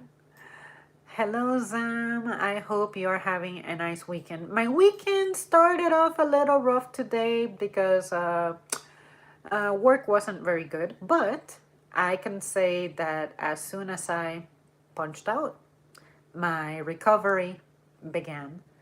And in the evening, I was between chilling and taking a power nap of half an hour, but that half an hour led me into looking up some things. Like, I'm trying to get spring ideas, like things to do to see if anything speaks to me. Because I want to do something different. I never go out. You guys know that. I'm kind of trying to work my way up to it. So I got some ideas now. So I'm excited about that. But it doesn't mean I'm going to indulge in it, but at least the fact that I think about it, it's a big step already. You are definitely rare, which is a gift. His loss on one of the coolest women I get to listen to on earth, spoken like a true king of this channel, like a true fan. That reminds me of a song called "Fan Behavior." Um, a lot of people have said that I'm like unique and I guess rare. And sometimes I never really knew how to interpret someone saying that I'm rare, because I look at it as I'm just an average person. But I guess maybe what you guys are referring to is my openness. Like how I haven't wasted time at thinking. For instance, I'm a very curious mind, and I guess curious minds are fun and interesting. I know when I meet someone who is curious about just about anything, I really gravitate toward them. Um, but yeah, with my father, I'm just gonna tell you guys the truth. I'm disappointed by him. He did frustrate the crap out of me, and even in recent years, he still has hurt me whenever he makes plans, but he doesn't follow through with them.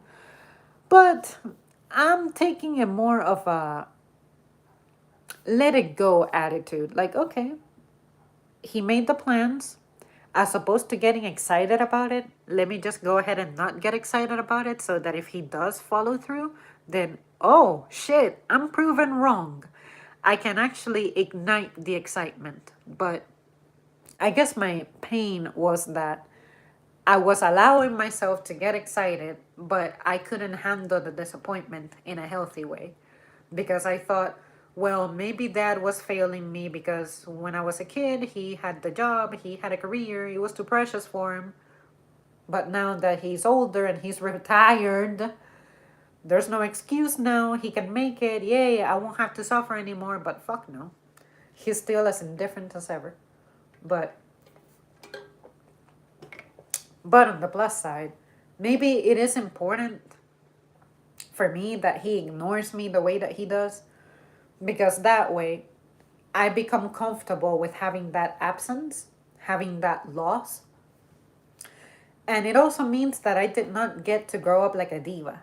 I didn't grow up having, say, anything that I ever wanted and craved, even though it's painful and damaging to be unfulfilled emotionally. At least I don't have entitlement problems. I don't have attitude problems that get out of control. You know, like, sure, I get mad and frustrated here and there, but I'm not out there giving, say, fellow customer service people a hard time any other places I shop at. You know, people who have meltdowns, embarrassing themselves in public. You know, there are benefits to having been neglected by him if I let them be benefits, as opposed to focusing on the fact that I missed out, I'm poor, I'm insecure, blah, blah, blah. I wasn't invested in. But also, because I wasn't invested in, I know what it's like to live at the very bottom, to live with unfulfilled needs. And I feel like I'm handling it well, whereas I could have allowed this to evolve into something bigger, something worse, but it didn't. Clearly, I'm doing something right. You know, I guess I escaped bigger issues that could have been associated with this. I could have been living a life of crime, you know? And holy shit, my computer is dying. Well, I'm gonna go ahead and put it to sleep. Um, well, I shouldn't do that because that's where I'm reading the chat from. Give me 1 second. I need to plug my computer. Shouldn't be too hard. It's right here.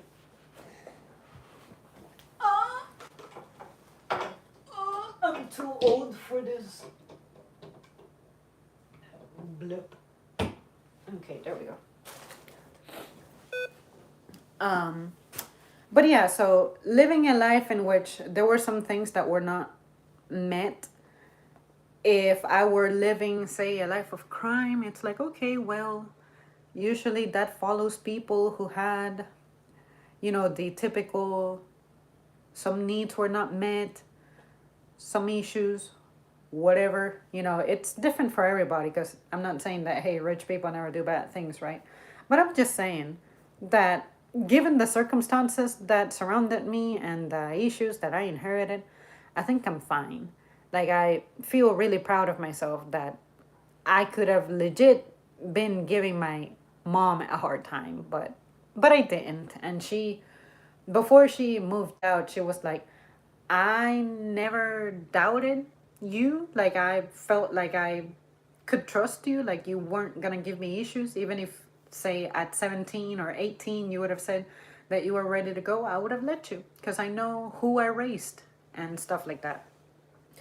But what I'm sad about is that those brief moments of darkness that I have when my self-esteem is super low, and I sometimes start a video telling you guys, so you guys, I just had a little meltdown, but whatever. Sometimes my meltdown is an extreme moment of stress and frustration that comes from my childhood, honestly. Like, even as a kid, I had moments when I would just cry.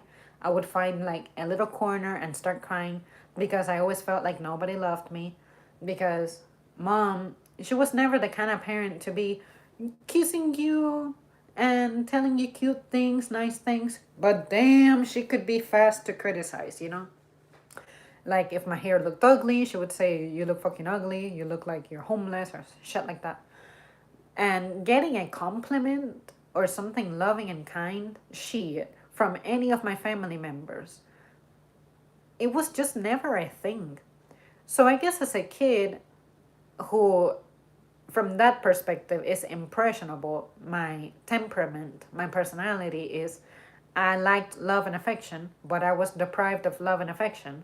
Growing up without that, that is what wrecked my brain. But if I would have had just a tad bit more love and support, there's no telling where I would be at today. And I probably wouldn't struggle with my little mental episodes like I do. But because I did not have a strong emotional foundation in that regard, sometimes in the present as an adult, moments find me when I'm vulnerable, and that shit manifests. Does that make sense? It's one of those things that, because I'm starved in that regard, I don't have a foundation for that. And sometimes I'm like, I repeat the shit I did as a kid, which is, I need to find my little corner to melt the fuck down, because I never knew how to have that necessity met. You cannot go out there and demand that people love you, right? So when I have a moment like that, it like takes me back mentally to my childhood, in which all I knew what to do was hide and cry, because again, the folks I needed that shit from didn't give it to me. It's kind of like I was starved of that, therefore it atrophied within me, and I'm living with a muscle that has never been exercised, essentially. I am glad I caught your live stream. Yeah, good to see you too. I know that you have been around since forever. And this is what I'm talking about. I like that the comments still looks like what I remember from years ago. Like, it's pretty much the same handful of you folks. But we have someone new in the squad now. We got JT now. And I feel like that's usually how it goes. Like, there's the core squad, and then one person who joins, and then they leave, and then someone else uh, comes in. Salmon steak. When you put it like that, I don't think I've ever had salmon steak like that. Let me see. Let me look at a picture. See what we're dealing with. Oh, okay. I can't say I've had salmon like that, honestly. I want to say my favorite way to have salmon is grilled with lemon dill, and a little bit of rosemary. But yeah, that the salmon fillet like cut like that. I've seen it, but I've never had it. I never thought about that before. I'm looking at a pan fried salmon fillet, and it looks herby, and I gotta know what's in it now. It's seasoned with sage and cooked in butter.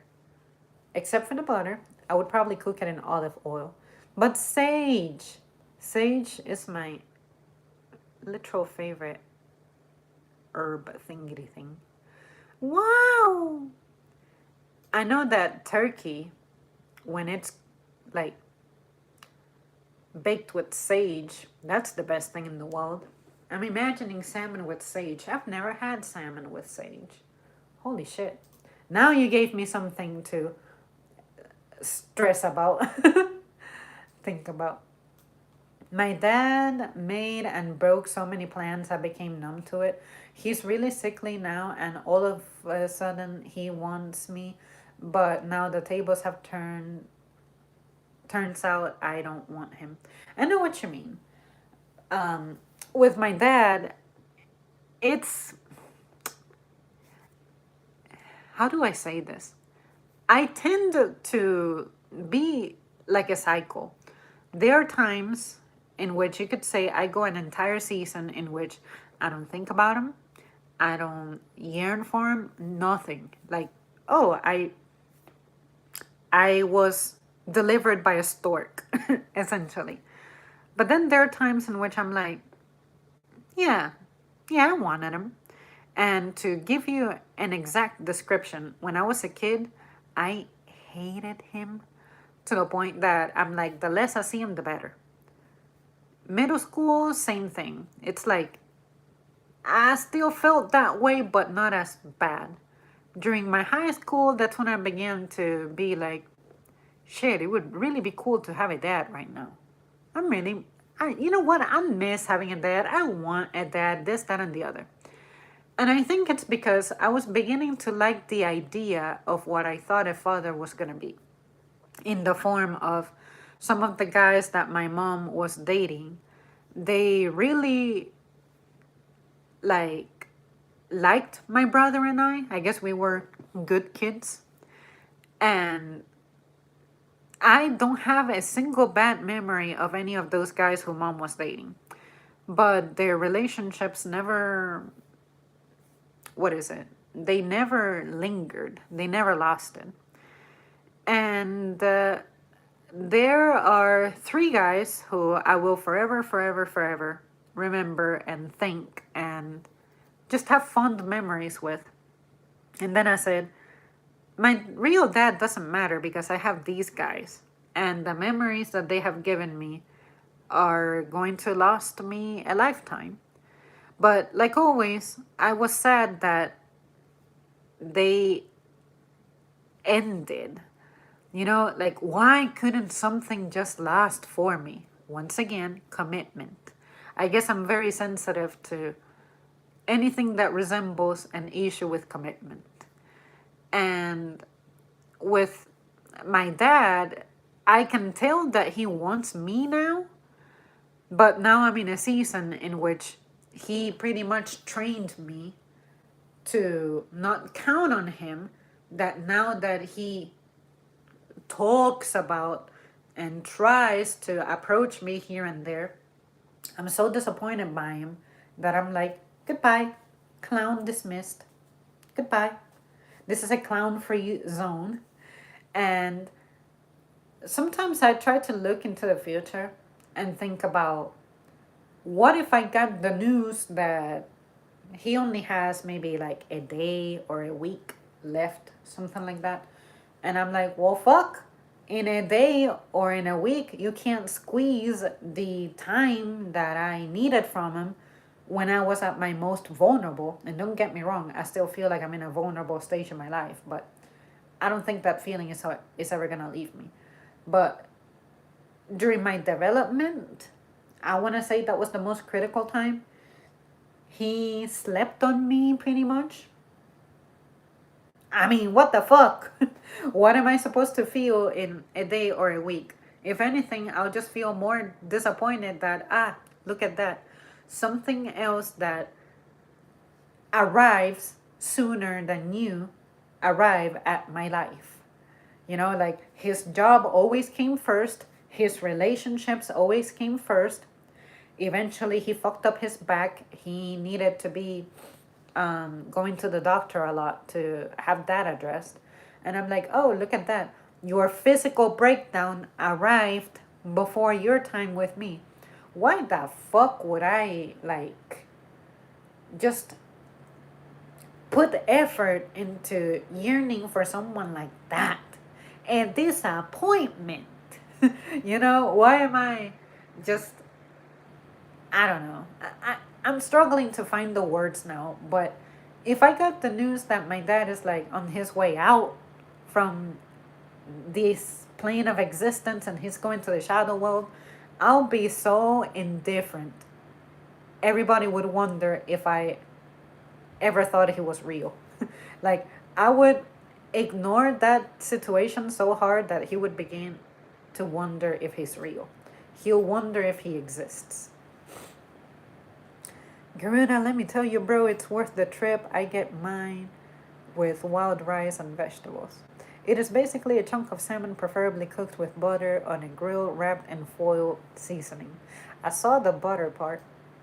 Yeah, now I'm really, really wanting to try salmon with sage. Sage! On a bead of wild, or bed, I guess, of wild rice and some vegetables, Yum City. I'm really glad to see that you guys are into vegetables. Some people either really are into veggies or they're not. Yes, that's exactly right. The last time I grilled one, I used blackened seasoning on it. Absolutely delicious. I've been trying to get into blackened stuff myself now that you guys are mentioning it. I remember when I tried that blackened chicken from Popeyes like 2 years ago, and I declared it the first thing with flavor from that place. To this day, I still think their sandwich is bland as fuck, but their tenders, blackened tenders, were actually good. Sounds so good.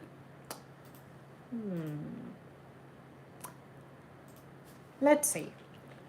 Uh, I'm gonna do steak, salmon recipes. Grilled tangy lime salmon steak recipe. You know what? When it comes to red meat, I like lime better on red meat. And when it comes to salmon, I always do lemons. I tried lime one time because that's what I had in place of a lemon. And it was kind of weak. But maybe it's because the recipe I did at the time wasn't too powerful. It wasn't a grilled salmon. It was like, I was just cooking it like I always cook it. 10 easy salmon steak recipes to try for dinner. Broiled salmon steaks with teriyaki sauce. Pan-fried salmon steak. Maple soy grilled salmon steaks. Mango salsa salmon. You guys, I'm not wild about mango. I've had boneless chicken wings that had like a mango sauce to it. Is it called the bang bang? Let me see. It's something. Mango sauce boneless chicken. Anyway, it had some name to it, and I didn't really like it. Spicy mango chicken with honey. Mango chicken curry. Now curry, I would be willing to try it. I'm imagining like curry with mango flavoring to it. I would be open to trying it, but I don't think I could be too excited about it.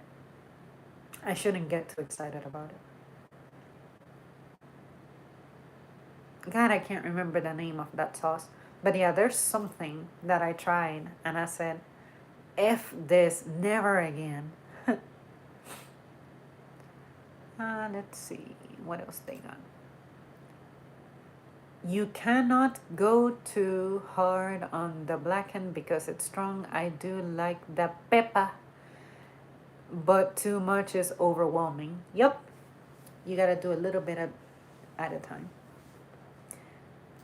The peanut butter and the jelly, the pepper and the salt. Oh my god, one of my favorite jokes by my manager, who was my manager before my current manager, is he said, one time he was complimenting me on my hair because at the time it was growing really long. And I styled it in a way to where it just looked fucking shiny. Like I was living back there, back then. And he was like, it must be nice to have so much long, beautiful hair. I don't have hair. I have hair on my eyebrows and my ears. And the hair I do have left, it used to be salt and pepper. Now it's just salt. But the way he said it, it was so funny because he sounded so kind of resentful. But when he was young, he had a mullet going on, and I want to say he was a brunette, if I remember the picture right. I like making tuna.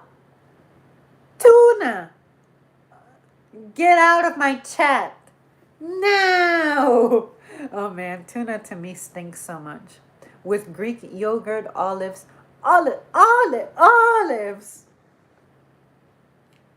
You're killing me. Sliced cukes with a bit of garlic and tomato. You just heard me talking about tomatoes. I make a hot pickles relish just in case they can't handle spice. I cook for everyone. Oh, he cooks for everyone. But you need to learn to cook without olives, without tuna, without tomatoes. Cukes, if you pickle them, make pickles, sure. Olives. Olives, tomatoes, and what is the other thing? As soon as I bite down on it, I just spit it out. I just can't. It's like a reflux. I just reject that mess. The dude knows food because all that sounds pretty awesome. Over the years, we've had really good food discussions. And at least my palate is now much broader than when I was a kid. When I was a kid, I must have had a ton of deficiencies because damn, there was a lot I just did not like. But something happened to me around the age 16, 17, where I started like broadening up my horizons. My taste began to expand. You never wrapped your lips around tuna. I can make it custom. I can use chickpeas if you don't like tuna. Oh, I love garbanzos. That was the first, let's call it bean that I ever got into. I hate kidney beans, but I like black beans. I like garbanzos. Pintos, I don't remember ever having them. Lima beans, I don't think I ever tried them, but I have had their hummus. It wasn't bad, but it needed help. So I added a little bit of lime juice to them. Tuna. Now I've seen the tuna fillet, but as soon as I smell that thing, it kills me. But to be fair, fish inherently smells bad before it starts cooking. But my trauma with tuna is that fucking stench that comes out of canned tuna. So even if I see the regular fish, like that displayed, the actual fish, not from the can, but fillet, I just automatically assume the worst. I would be willing to try it, but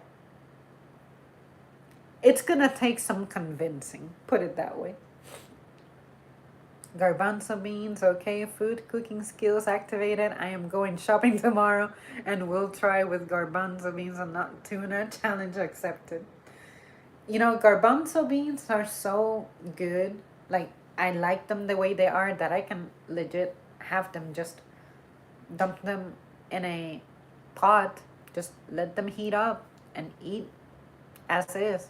I don't even bother seasoning them much.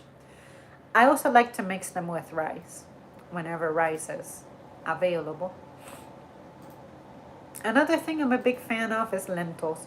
I love red lentils and green lentils. Black lentils, I don't remember having, but I wonder if it's similar to. There's something called tabbouleh, tabbouleh, to tabbouleh. Anyway, I think it's Greek. It looks like little black beans, something like that. I eat tuna straight out of the sometimes straight out of the can. Sometimes on a Ritz cracker. Psh, that's lunch in a pinch. That is what mom used to do. She would take saltine crackers. Huh? No, no, no. I can talk to this animal for hours. But to be fair, he does need his final round of food for the day. You can wait. You can wait. Um, let's see. What canned food do I eat? Beets. I love beets. Canned beets. I have a can in my cupboard that is waiting for me, and I keep forgetting about it. But I'm gonna try to get around to it because that's gonna be the new Red 40. Beet juice.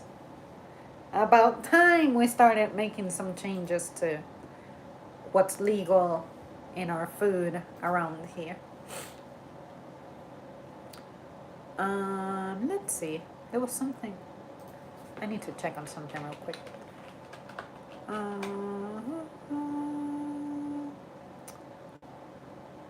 Oh, I was about to say.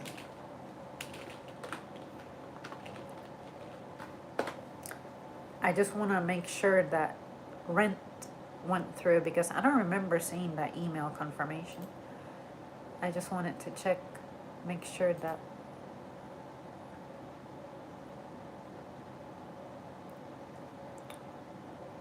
Okay.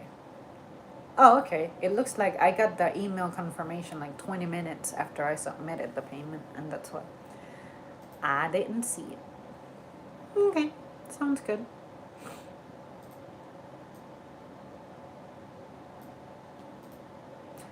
Let's see. When it comes to crackers, what do I eat with crackers? I really don't eat them that much. But I'm trying to think of charcuterie. I guess after I stopped eating pork, my options diminished. I can do cheese, and that's about it, really. Cheese on crackers. Kind of boring.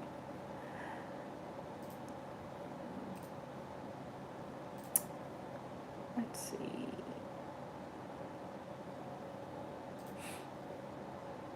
The canned food I love the most, canned sardines. Please don't judge me. You're getting worse by the minute. You know what? Um,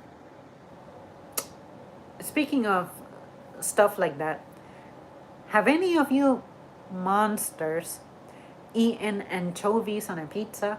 My boyfriend says they're salty. I've never eaten them. I am too scared. What is the opinion of anchovies on a pizza? Anybody? Anybody? Don't tell me y'all are gluten free. Anybody? Anchovies? Chovies? Anybody? Hey! Anchovy pizza is delicious. Fuck me. Okay, I guess at some point I will order a pizza, half chovied up, half, sacred, and review it. I can already tell I'm probably gonna suffer from that. It's just I cannot imagine what I smelled tasting good. But like I said, I'm usually willing to try, even if it takes a little bit of convincing sometimes.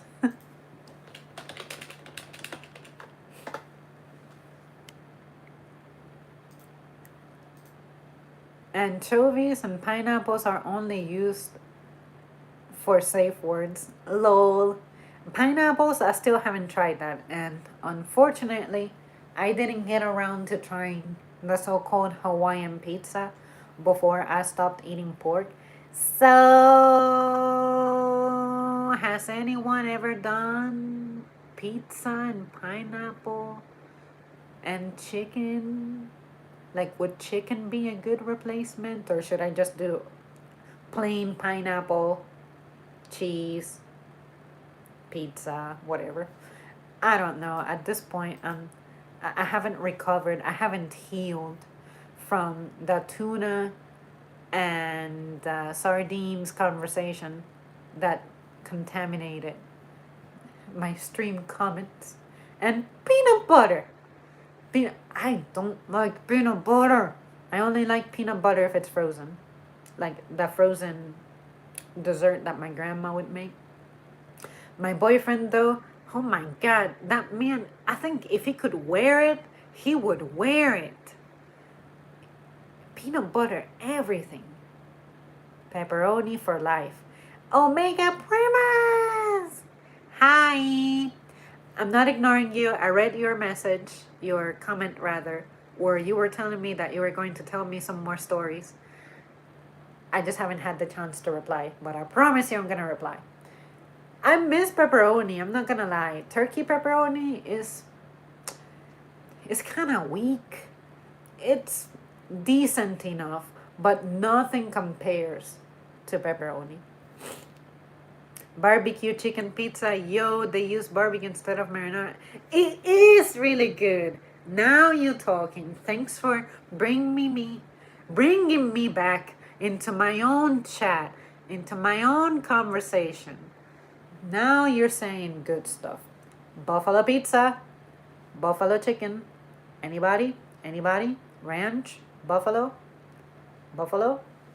That is about as spicy as I like my pizza to ever get. Turkey or vegan pepperoni was created by Evil Thor. I'm Jewish, so my pizza is typically pretty boring anyways, but I'm down for a fresca.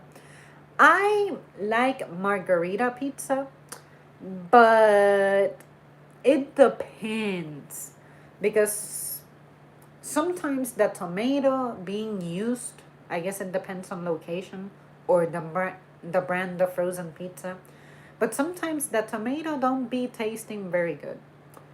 But I like to add a little bit of like Italian herb seasoning to it to help mitigate that tomato flavor if it ever gets bad. But yeah, margarita, chicken and pesto with onion, and I'm really in love with the holy shiitake from Mellow Mushroom.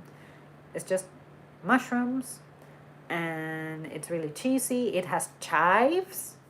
Chives are so underrated. I don't know why, but I want to see people using more chives and horseradish. I think people are sleeping on horseradish. Learn to cook and eat and spread horseradish on everything. Not everything, but on a lot of everything. I just like things like that. Things that are similar to pickles, like sauerkraut, kimchi. I struggled with it a little bit, but I would be willing to try another variety. Now, relish, I can mess with that. Now, pickled radish, uh-uh. I can't do pickled radish. It smells weird. So basically, a cheese pizza, that is depressing.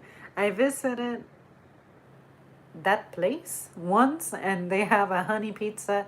They make the best thing I ever had. We need to have a conversation about honey. So, when it comes to honey, I like to use honey, of course, as a sweetener, but a sweetener of hot cereals, you could say. Like, I'll use honey on oatmeal instead of, say, brown sugar. I may add honey to something like a shake, a protein shake, but it depends if I'm adding oats to it. And I just add like a tad little bit because I'm imagining that taste of honey in oatmeal.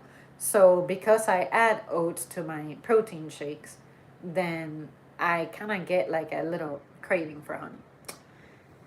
Honey on chicken, I have yet to run into a good honey chicken recipe. And what I mean by that is every time I have been out and about and I have tried it, let it be especially on like fried chicken, on biscuits, on just chicken alone or anything like that, I just cannot handle it. I don't like honey, that taste of honey on meat, on chicken. But on pizza, I can't say I've had it. But now that you mention it, I want to try it. How soon am I going to try it? I don't think it'll be very soon. But if it were in front of me, I would dig in. Timidly, but I would dig in. I would try honey pizza. That sounds interesting. Yeah, sounds interesting. Not something that I'm wild about because of my relationship with honey being the way it is. Like sometimes yeah, sometimes nay. But I would be willing to try. Yeah, I agree. Now, let's see. What other combos of pizza do I eat? Ooh, I like to get like your regular cheese pizza, add beef, and add onion. And I feel like Domino's has the best combination for that. I also enjoyed that chicken sausage from Pizza Hut. And I wish that more places offered cheeky sausage because I miss sausage. I love sausage. It was so good, really good. I like horseradish on a bratwurst with a good ciabatta bread with green your olives again and jalapenos. I like to live on the wild side. I gotta say, I like bread with jalapeno and cheese. That was pretty good. It was surprisingly good. Spicy bread, never thought about it before. I like pure honey, a small drizzle on sunny side up eggs. I would never consider adding honey to eggs. Speaking of honey, have any of you guys tried the Manuka honey? Is it worth the money? What are your thoughts? I personally don't think I'm ever gonna try it. I'm not willing to spend whatever the price of it is these days. But I don't know anybody who uses it personally. You gotta make sure it's real honey though. True fake honey tastes lame, real honey or pure honey makes me want to break dance. I think my favorite kind of honey is the clover honey. And then second place would be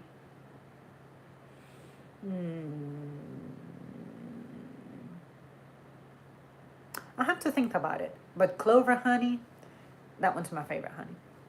And when it comes to the shade of it, I like for it to be more on the amber side as opposed to like the really dark. brown. I like for it to be lighter, like a light agave type of thing. That. Ooh, you a chef somewhere? You know food, bro. I don't know, but pure Florida and unfiltered honey. Same as you, high five.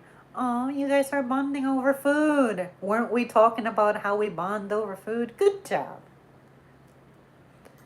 Let's see. Let me look up some honey chicken recipes. See what I could consider messing with. Ooh!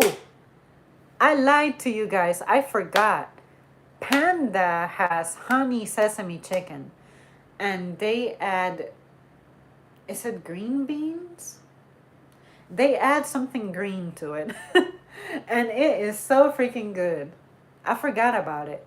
Honey, chicken, sesame. See, it's already telling me Panda Express. Oh, they also add yellow pepper. And it has, it's the honey sesame chicken breast. Yeah, it has green beans and the bell pepper. I forgot about it. That is the only time I can think of I had a good time with honey on chicken. Yeah, I totally forgot about that. But when that came up on the search, yeah, it reminded me. And of course, it has the sesame seeds. Yep. So yeah, I can say I can dig it. But for some reason, fried on biscuits, nah.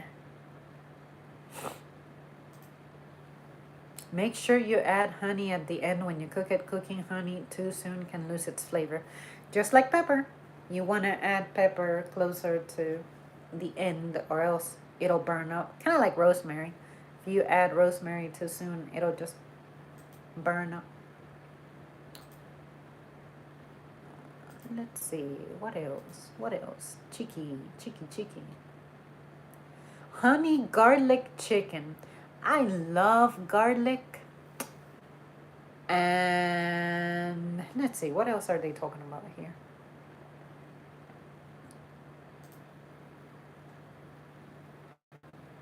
Mm,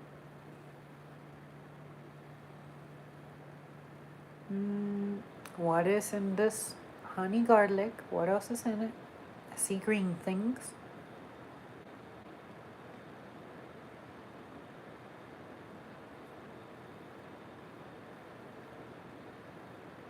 Butter, soy sauce, honey garlic vinegar. Vinegar! Oh my god, I can't believe I haven't been showing vinegar some love. I love vinegar. Salt and vinegar chips. Woo! Can't compete. Bonus points if it has black pepper.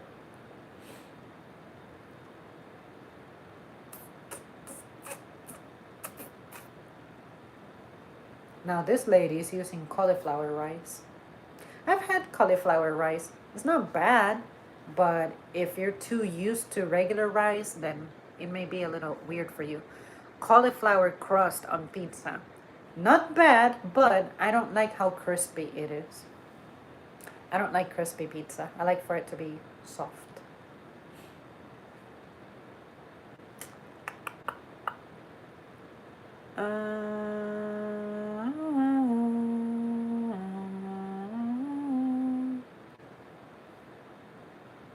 How to make a honey glaze for chicken. You're gassing it up, aren't you? Now the algorithm is probably gonna show me ads for this shit for like a week, no? Ooh, this lady's using scallions. That sounds good. So now I'm imagining grilled chicken with lemon, with honey, with sesame seeds, and scallions and garlic. That would probably be really good. Like I'm starting to smell it now. Probably parsley. If I were to use an herb, I would probably use parsley. I'm inclined to use parsley. Speaking of herbs, any of you out there offended by cilantro, you better like cilantro. You better love cilantro. When I marinate my salmon, that's what I use. I do vinegar, lemon juice, and whatever herbs I have with me. Just let it marinate there for like overnight. Oh. Uh huh. What else? Okay. Okay. I think he's tripping because usually this time of the evening I'm coming back from exercising. So he's like, well, Master has been here all night. What's going on?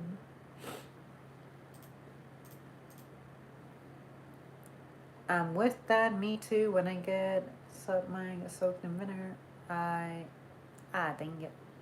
What have I done? I like to cut cucumbers into thin slices and add in some salt and white rice vinegar as quick pickles. It only needs 15 to 30 minutes to get pickled.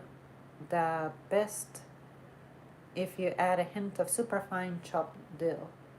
Dill! Yes, dill. I love cooking salmon with dill. Usually, when I use veggies on salmon, I do onion and bell peppers, red and orange. Yep. And usually, as my side for salmon, I like to do asparagus. Asparagus. Mm, I'm surprised by how little variations of honey chicken I'm seeing.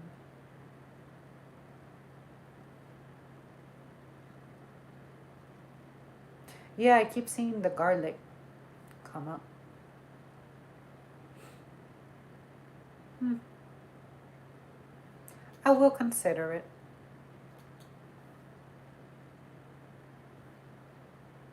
Oh, someone is using ginger. Ginger,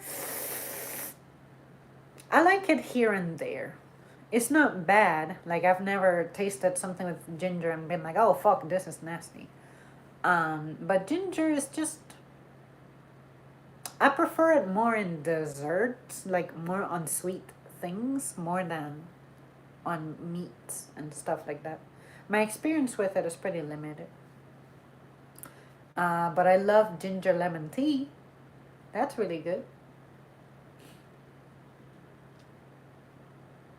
Mm.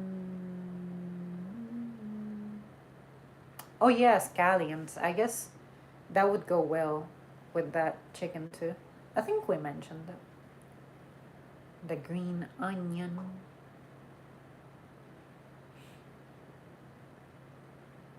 Someone is saying irresistible sticky kimchi honey chicken wings. I really need to re experience kimchi. It's been so long, I vaguely remember it. Oh, cilantro is awesome. Y'all are making me hungry. Yes, I feel bad for the people who have the worst gene in the world that makes them find cilantro soapy. Like, for a brief period, I do understand what they're saying about it having a little bit of a soapy taste in the back of the tongue, but it's not nasty. It's not gross. Imagine eating tacos without cilantro. God damn, that would suck. But yeah, cilantro. Cilantro is king. I only use ginger for tea. However, ginger does taste good with fried chicken. But I am not that much of a chicken fan. I like fish, lamb, and goat. When it comes to goat, I do more goat cheese more than the goat meat itself. Lamb, I had good experiences with lamb before, but they're kind of far in between. Dude, I wonder if you can pickle eggs the same way. It probably needs longer to pickle fully, though. That, I have no idea. No idea.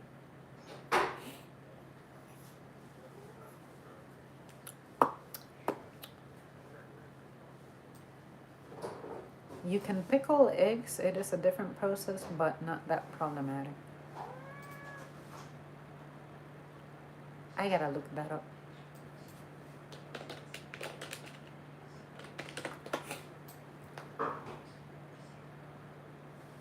I don't know what I was expecting to see, but that is not what I was expecting to see.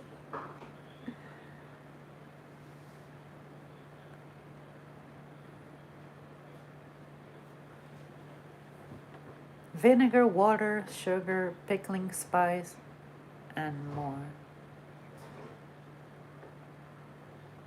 These look purple. I guess they do come out looking purple. I guess this person used beets.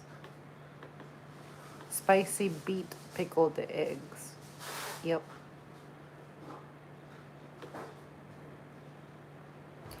Well, guys, it's been fun, but I think it's a good stopping place for me now. Thanks for tuning in, and I'll see you next time.